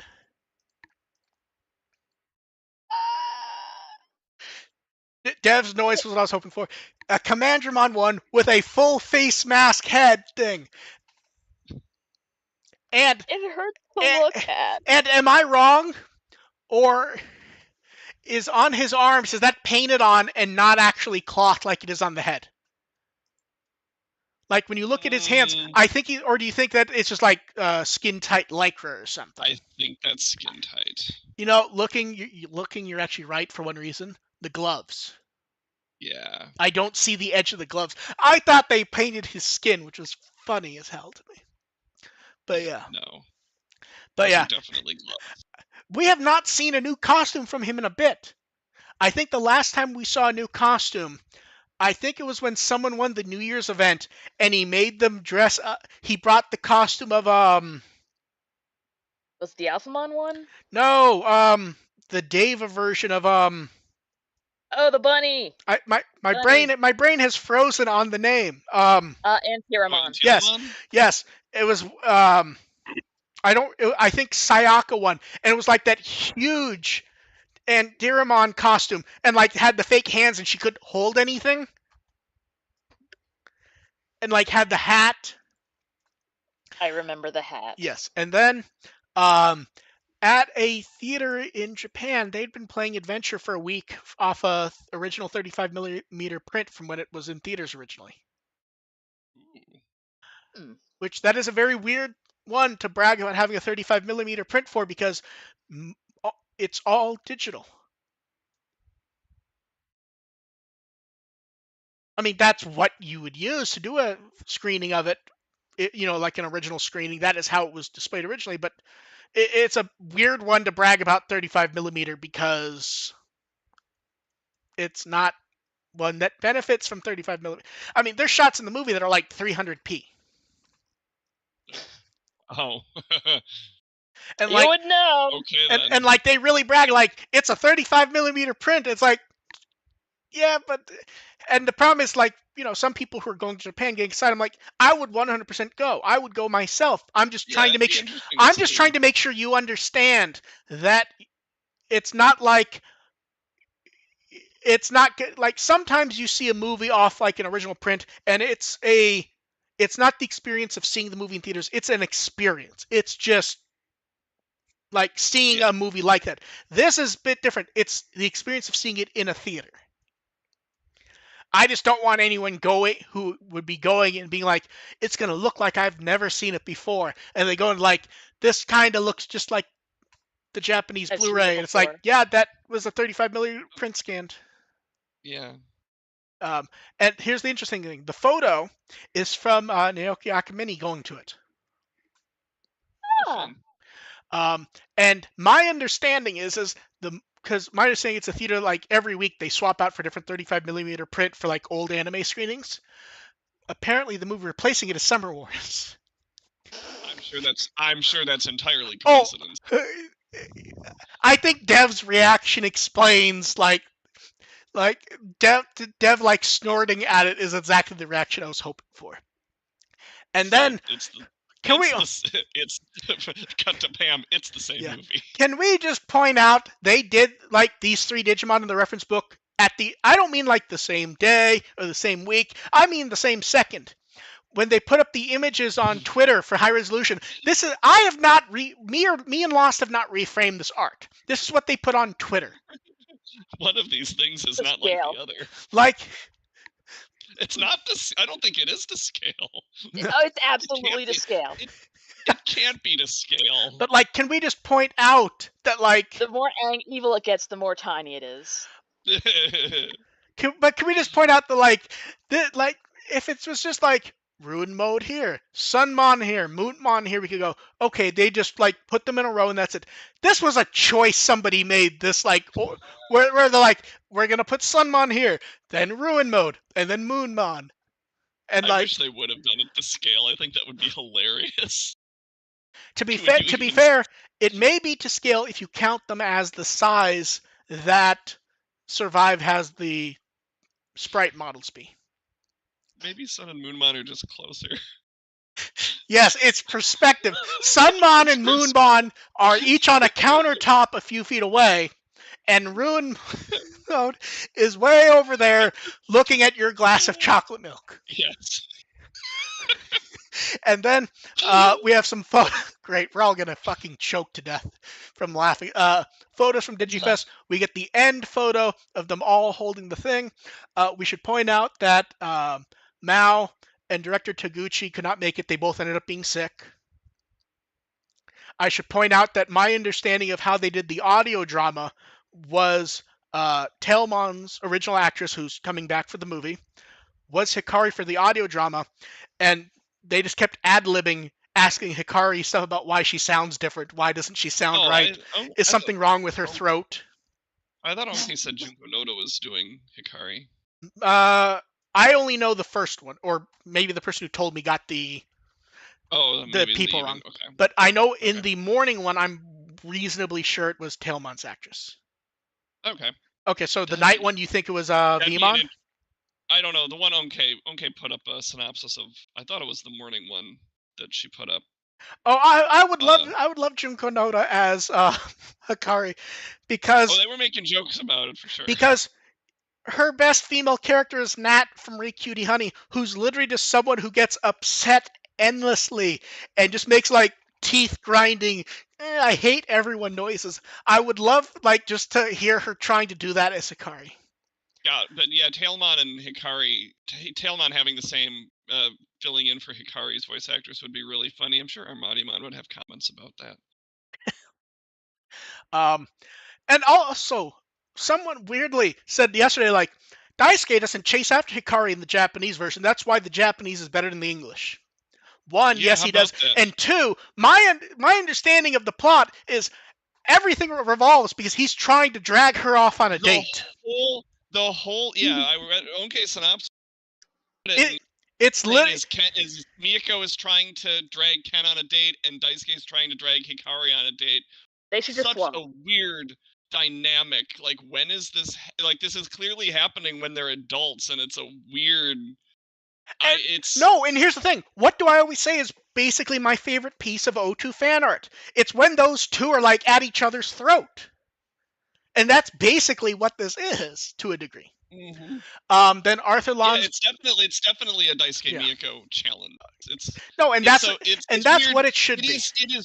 It's weird character-wise, not because Daisuke is chasing after Hikari, that Daisuke is chasing after Hikari now.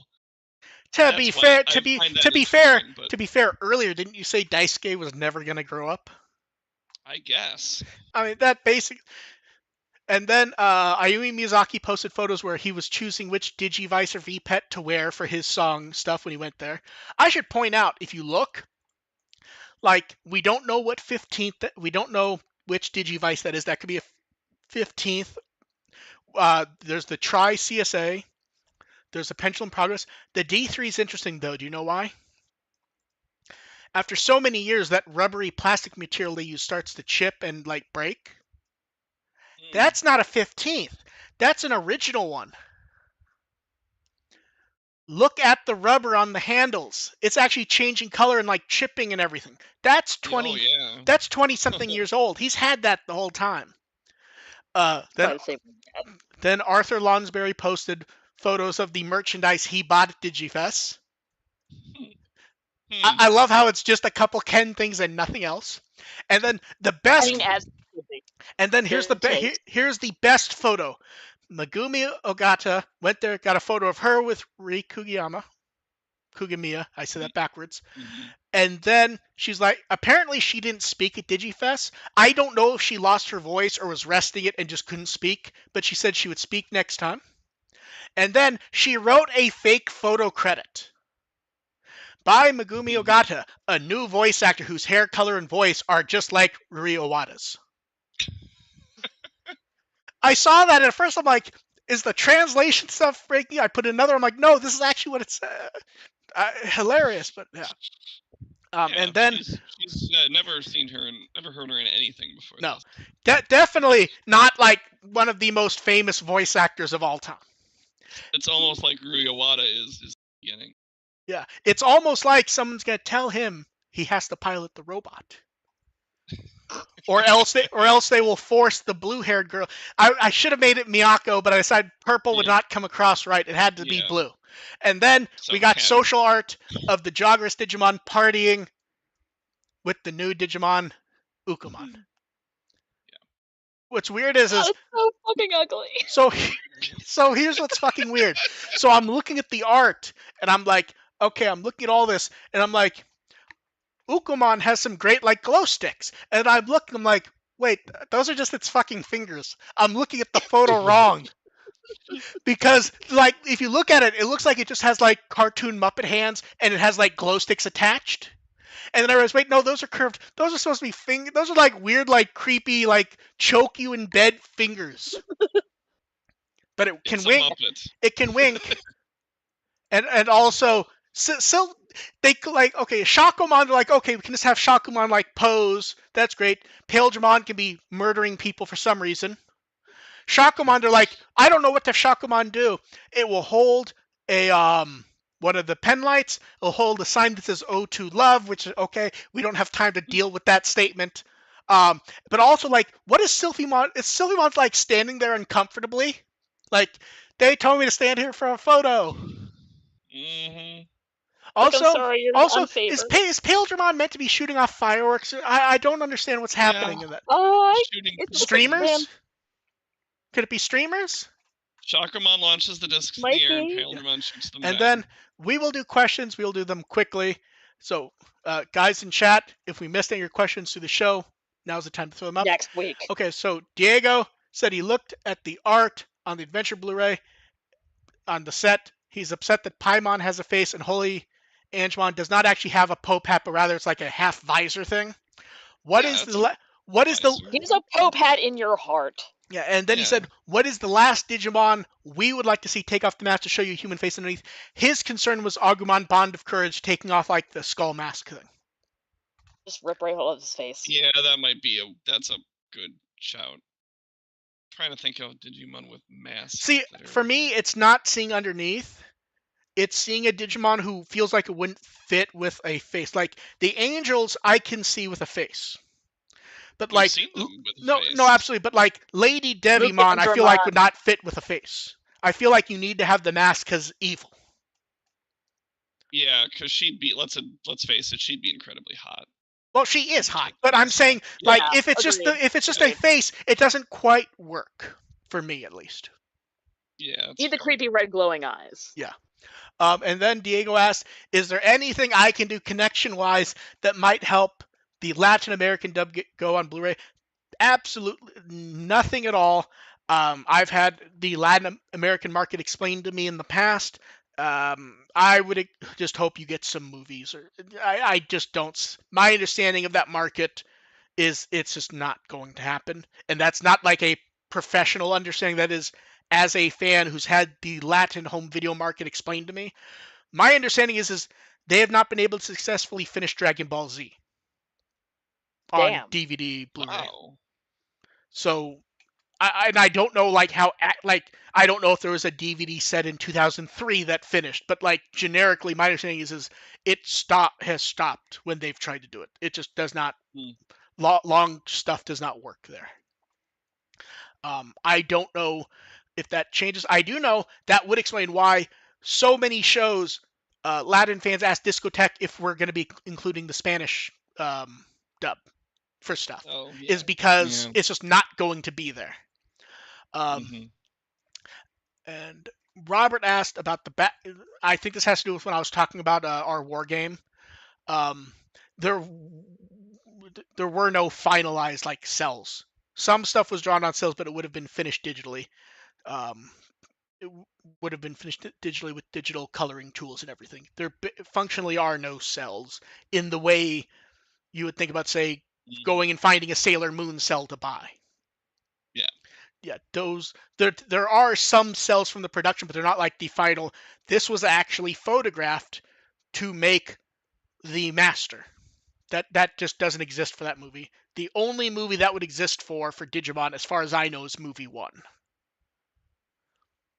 And then a bunch of movie-related questions. A good number of questions were sent in by various people, and also I think it was someone. The name didn't end up on the sheet accidentally. I believe someone named Rob sent in a bunch of questions that like lined up with a bunch, so I rewrote his because like spot by spot they were borderline perfect. So real quick, will these all have to do with the Digimon the Movies release? Will they be in theaters? Not from us. I would not expect them to be. I can't say what Toei or some other company would do years from now. Some distributor might screen it at Katsucon, so I can see it. Yes, and some distributor might find it and want to do a screening but, event. But it is not going to be us doing theaters before Blu-ray. It is Blu-ray. The next question, they were very. This is where someone wrote the question really well. Theoretically, if we had been able to include the Angela Anaconda thing, would it have been in the movie proper as an extra? I'm actually torn on this, honestly. Yeah, that's a tough one. Because, like, if you're going to do it, it should be before the movie. But also, you don't want to force people to have to decide what they're going to do each time. So what here's what I think I would have wanted done. It's at the beginning of the movie, but there'll be a button with play with, like, pre-movie short, play movie, and the play movie one will skip it. Yeah. Now, the short like is not movie there. Or suffer. Let's see.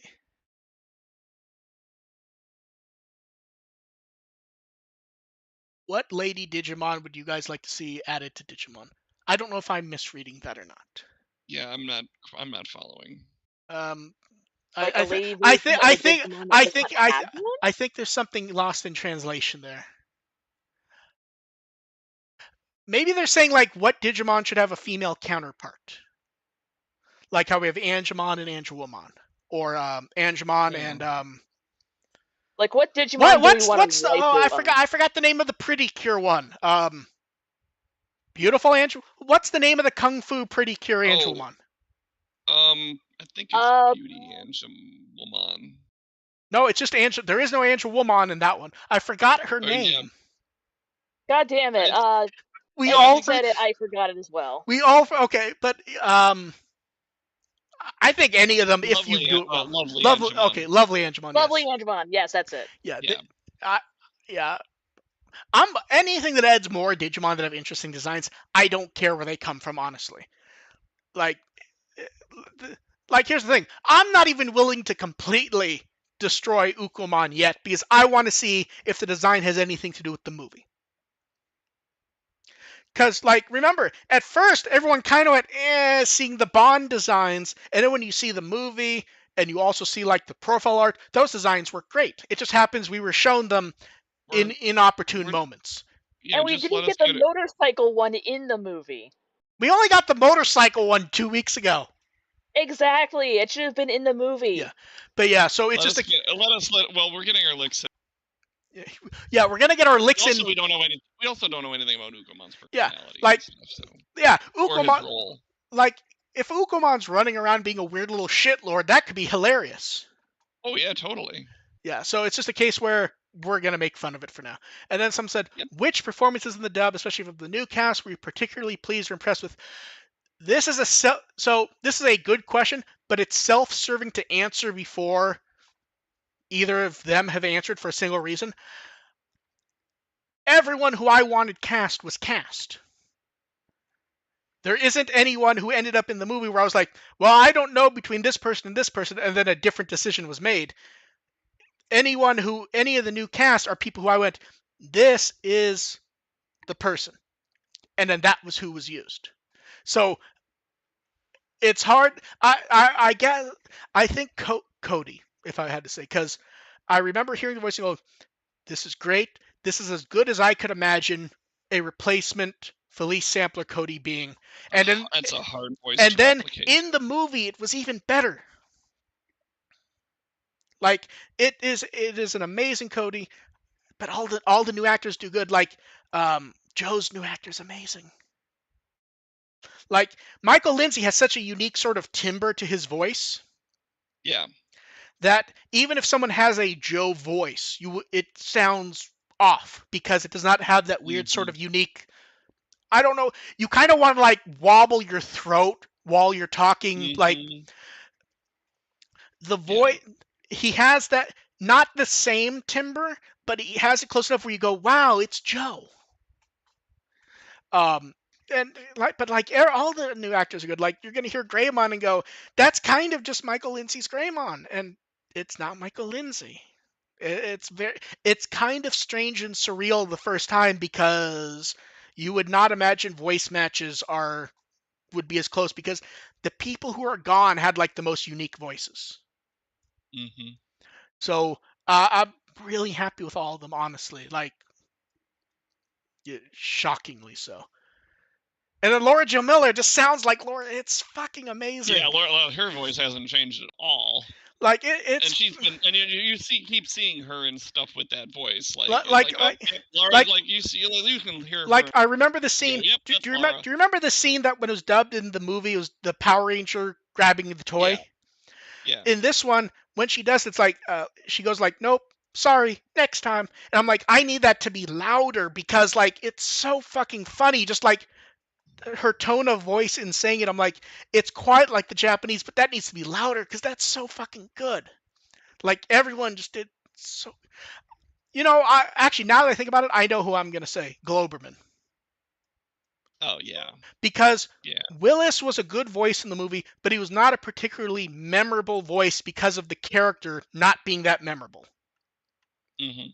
He's very memorable in the new dub. And also, especially with a full version, you have the whole Willis. And also, because that just reminded me, Mona Marshall is Terriermon. Yep, that too. Terriermon is kind of a weird little shitlord in the movie. Yes. And I'm going to live for that. And Mona Marshall does like the weird little smart ass, because Terriermon's voice is basically like a little boy. Mm-hmm. So imagine that little voice, Terriermon, and just being like completely unbothered at being a little asshole. It's so good. If you've ever actually had a rabbit, that kind of is what they're like. Okay, last call for questions in chat. Someone wants to know, how was the scratched out Yagami sign done? Is it branching video, or is it just like burnt into the video and you have to deal with the Japanese version? It is not in the video at all. Logan is the best person with subtitles on the planet. That was him having an idea and showing it off in like 5 minutes as to when we were trying to decide, are we just going to ignore the Yagami sign? That was him with like 5 minutes. In the subtitle, he basically uses like a marker subtitle, scratches it out, and then puts a smaller sign underneath it that says the Kamiya family. And it's just time to the door sign. And here's the best part. The next shot is that far shot where Sora like does the turn on, goes to the, the huh, and then leaves. Mm-hmm. There's a tiny version of it in that shot. Even though like it's only like a pinky sign in there. It's still fucking there. It's amazing. Dedication. But yeah, so it's the same video. It's just the sign. It's a subtitle. And then, a cookie. And then someone said, what should be expected of the video? How was the source for Digimon the movie? The video you should expect to be roughly the same as the Japanese discs. The movie, I believe David talked about it a bit on Twitter when people were asking. We did get a hold of a film print. It had issues. And the Japanese video source was better, so we recut the movie from scratch. And then any English footage, we did our best to match, or using existing footage to reproduce stuff.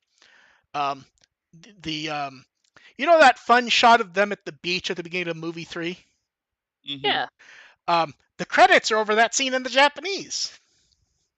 Oh, that's right. So that's a combination of rotoscoping and moving existing animation to cover the credits and to be seamless. And it is seamless. It looks amazing. But basically, the English footage was used for stuff like the intro where they use like the After Effects characters flying around, or the color tunnels in between movies, or the various evolutions in movie 3 are actually different. In fact, weird thing, they fixed a mistake in Digimon the movie. I had never noticed it because I fall asleep during movie 3 most of the time. Mm-hmm. When Vmon evolves to, I think it's Lydramon, it does not say Vmon. It says Armadamon. Oh, wow. And of course, they redraw the names for the dub, and they redrawed it to the proper Vmon. So it's funny. I'm going through it, and I'm like, oh, they put the wrong. Wait, and like my brain like froze for a minute because. Oh, I'm gonna have to go back and check that out. Because what happens is I'm watching. I'm like, okay, I have to write a note because they put in the dub footage, and I'm like, wait, why does it? Wait, I'm like, wait, the dub footage would say V. Why does this say R? Wait, and I'm like, did they edit? No, they couldn't have edited in footage because it's Vmon standing there. It's like, wait, what? Yeah. Like my brain like broke because I'm trying to, because in the moment, I'm like not blinking, watching the movie, looking for mistakes in like stuff we have to fix. So Vmon flies in the screen. There's the Digimental flying, and it says Armadamon. I'm like, wait, they did what? But that's the crest of friendship. And what? And like my brain like just like snapped. And I'm like, is this in the? What? Because like you get what I mean, right? Like in the moment, my brain just like cracked. Yeah. Shut down. Yeah. And then, but yeah, it looks really good. I would say there's exactly one shot that stands out as iffier. I won't say which one. You guys can make up your mind when you see it. But I would say even the lower quality footage looks really good. One shot to me looks iffy, and that's just what we can get. And it happens to be a moment that is not the same in the Japanese. So there is no choice in, we'd rather have right footage, not looking quite as good, than going, well, this looks nicer, but it's wrong. Yeah, I get that. Okay, quick run through the question people asked. If they made fashion-based Digimon, what type you guys think we'd get? I think that's where you'd have to do it would need like a manga or something, like a plot, like where you did next, was it next? It had the cake Digimon and the wedding cake Digimon. Yeah, you have to. Cross Wars. That was Cross Wars? Okay. Yeah. Good. You have to have a manga, it has to be a plot, and it has to be like the weird sort of they go to the fashion show issue. There's an Appmon for that too. Yes, there's an Appmon for fucking everything. Is there an Appmon for any horribly named apps called X? Or is that when they decided to just let go? I don't know. The joke after they posted that thing, the joke was that it was Digimon X antibody now. Yeah, I saw that joke. I saw that a few places. Yeah. Were you guys shocked that Rice agreed to return to Matt? No. He's always had affinity for it. My understanding is it's always been roughly a case of he's not a working actor. There's no reason for there is no reason for them to get in touch with him. He's not an actor anymore. He's not on whatever Rolodex they would use. Marissa's very dedicated. Marissa contacted him, and he said yes. Stalking. No. My understanding it was very quick. I believe it was functionally just, this is my schedule. I would love to do it if you guys can record around when I'm actually around. Yeah. Did he jump back into did he find the voice pretty quickly then? I'd say his voice has changed. It's a bit deeper, I would say, but it is Matt. I don't know the speed of it. I was not at the recording. But it sounds like Matt. It sounds a bit deeper. It almost sounds more like what you would expect an O2 or Try Matt to sound like, to be, if I remember. It's been a little bit since last time I watched it up. It sounds like Matt. It's good. It's a bit deeper. If you listen to the trailer, you'll hear it's a bit deeper. But I'm very happy with it. What licensing do you have for Digimon stuff? None. We do not do that. A few people have sent me messages about, so you guys are like the master licenser now. No, I think Toei handles all that themselves nowadays for Digimon.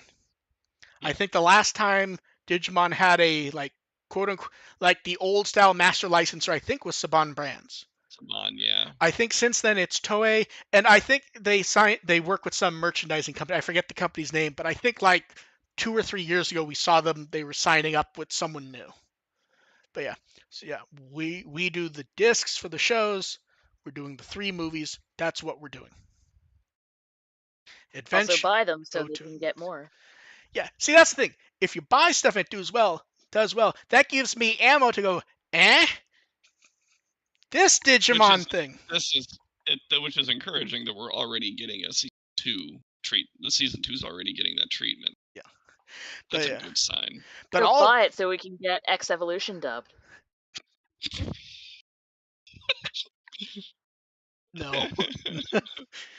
Yes. Dev, what makes you think anyone's gonna be crazy enough to dub X Evolution? This child is dead. See, we got this. We can take care of it. We can do it all. Oh god, I see it now. I just imagined AR doing that voice. Oh god. Did I say Mummymon? I meant Dorumon. See, I would think you would cast yourself as Tokamon, and you'd say Ben Diskin is Dorumon. Oh god! Oh my god! I want to be Wizardmon. Yes, because that's what X Evolution needs. Continuity rise, and all of the 2 lines that Dorumon had in that. Wait, what? Dorumon had more than 2 lines? He had 3. I'm not sure. Yeah, he had 3. Wait, Dorumon? Voiced? I don't know. Dorumon's the main character. Dorumon doesn't only speak 2 or 3 lines in the movie. No, I mean in Re-Arise. Oh, okay. What did Diskin do? How many lines did Diskin actually do? Okay. I thought you were saying if someone was going to do X Evolution, he only does 2 or 3 lines, and I was very confused. Oh no. He's in X Evolution quite a bit actually.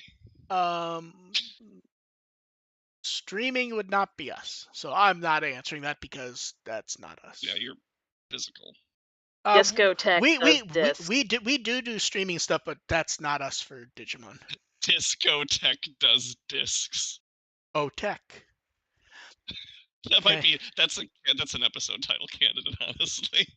Yeah, so I didn't. The pun game is weak this week for one specific reason. I woke up early yesterday for the early stream, and then you guys know when, because of the day, your adrenaline doesn't just pump through and drain; it just keeps going up and down, like nonstop. I had that. Yesterday. I had that the whole fucking day until I went to sleep, and then I woke up and it's still fucking pumping. That was me yesterday. Yeah. So like I'm fucking wired. So my pun this time is just popping that popcorn. It's like that's fine. I'm an advocate for the episode title being like one of the quips we make during the show. Yes, but I can't always remember those when I'm doing it. I'll have to start like having a notepad file open and just making a list. If you do that, I will 100% use that notepad file. I will 100% do it. Okay, AR. What have you been up to, and what shall you be up to once you're actually home? I had a panel with Melissa Fon last week. It was wonderful. We only talked about Digimon for like the first half of it, and we was wandering all this other stuff. But it was really cool to just chat and have open questions and open dialogues about stuff. She's done so much. It had to be cool. Yeah. Oh yeah. When we ended up we spent like 10 minutes talking about the actors' strike. Like it was very freeform content. Good. It was a lot of fun. So yeah, I got to meet Fons and talk about stuff. And you had fun with the Fons. I had fun with the Fons. Would you say you had fun? Yes, I would. Anything anyone needs to keep an eye on for you? No, not really. Okay, what were you gonna say? Also, I met Lisa Ortiz too. She was another guest at the convention. So good guest. That is someone I have actually worked on stuff with that I can talk about. Not that I'm going to. I did the Slayers audiobook they did. Oh, that's cool. That's so good. That's cool. Yeah. Dev, what Wikimon article would you like to read? And you're not allowed to say Ukumon. Lovely Angemon.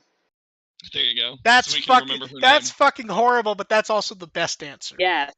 You know what? This was you know, they gave us the curveball with the Atmon mention, and we're paying a favor by randomly dropping in Digi-Rise references for references for no reason. It's been 2 goddamn hours. Hey, it's been 2 hours and almost 15 minutes. So, thank you everyone for showing up. Believe me when I say it's worse because I'm on the East Coast now. No, so I know. It's actually later and also, to be clear, there were a lot more movie-related questions. I limited what I could do to ones that I thought would go quickly because it was obvious this episode. We can carry those forward into future episodes. Yes. If you did not get your movie question answered, you are welcome to either just wait and assume I'll hit it, or just send it to me again. If you think I missed it, feel free to send it again. I will 100% go through them. I just went, okay, is this something I can answer reasonably quickly? Yes. Because I knew this would be 2 weeks, probably. Yes.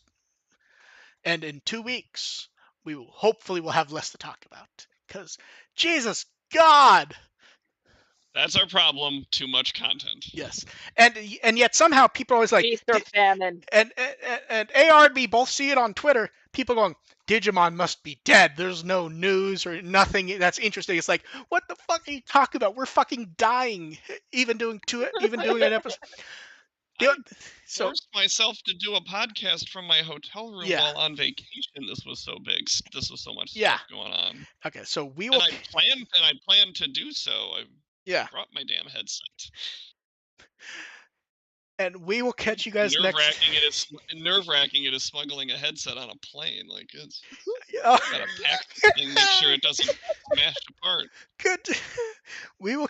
Oh God, we're gonna we're getting that silly effect now where we're all like so tired. We're end the episode. I want to go to bed. We will catch you guys later. Thank everyone for showing up. We will see you in 2 weeks, probably on a normal Monday. Bye. Bye. Bye.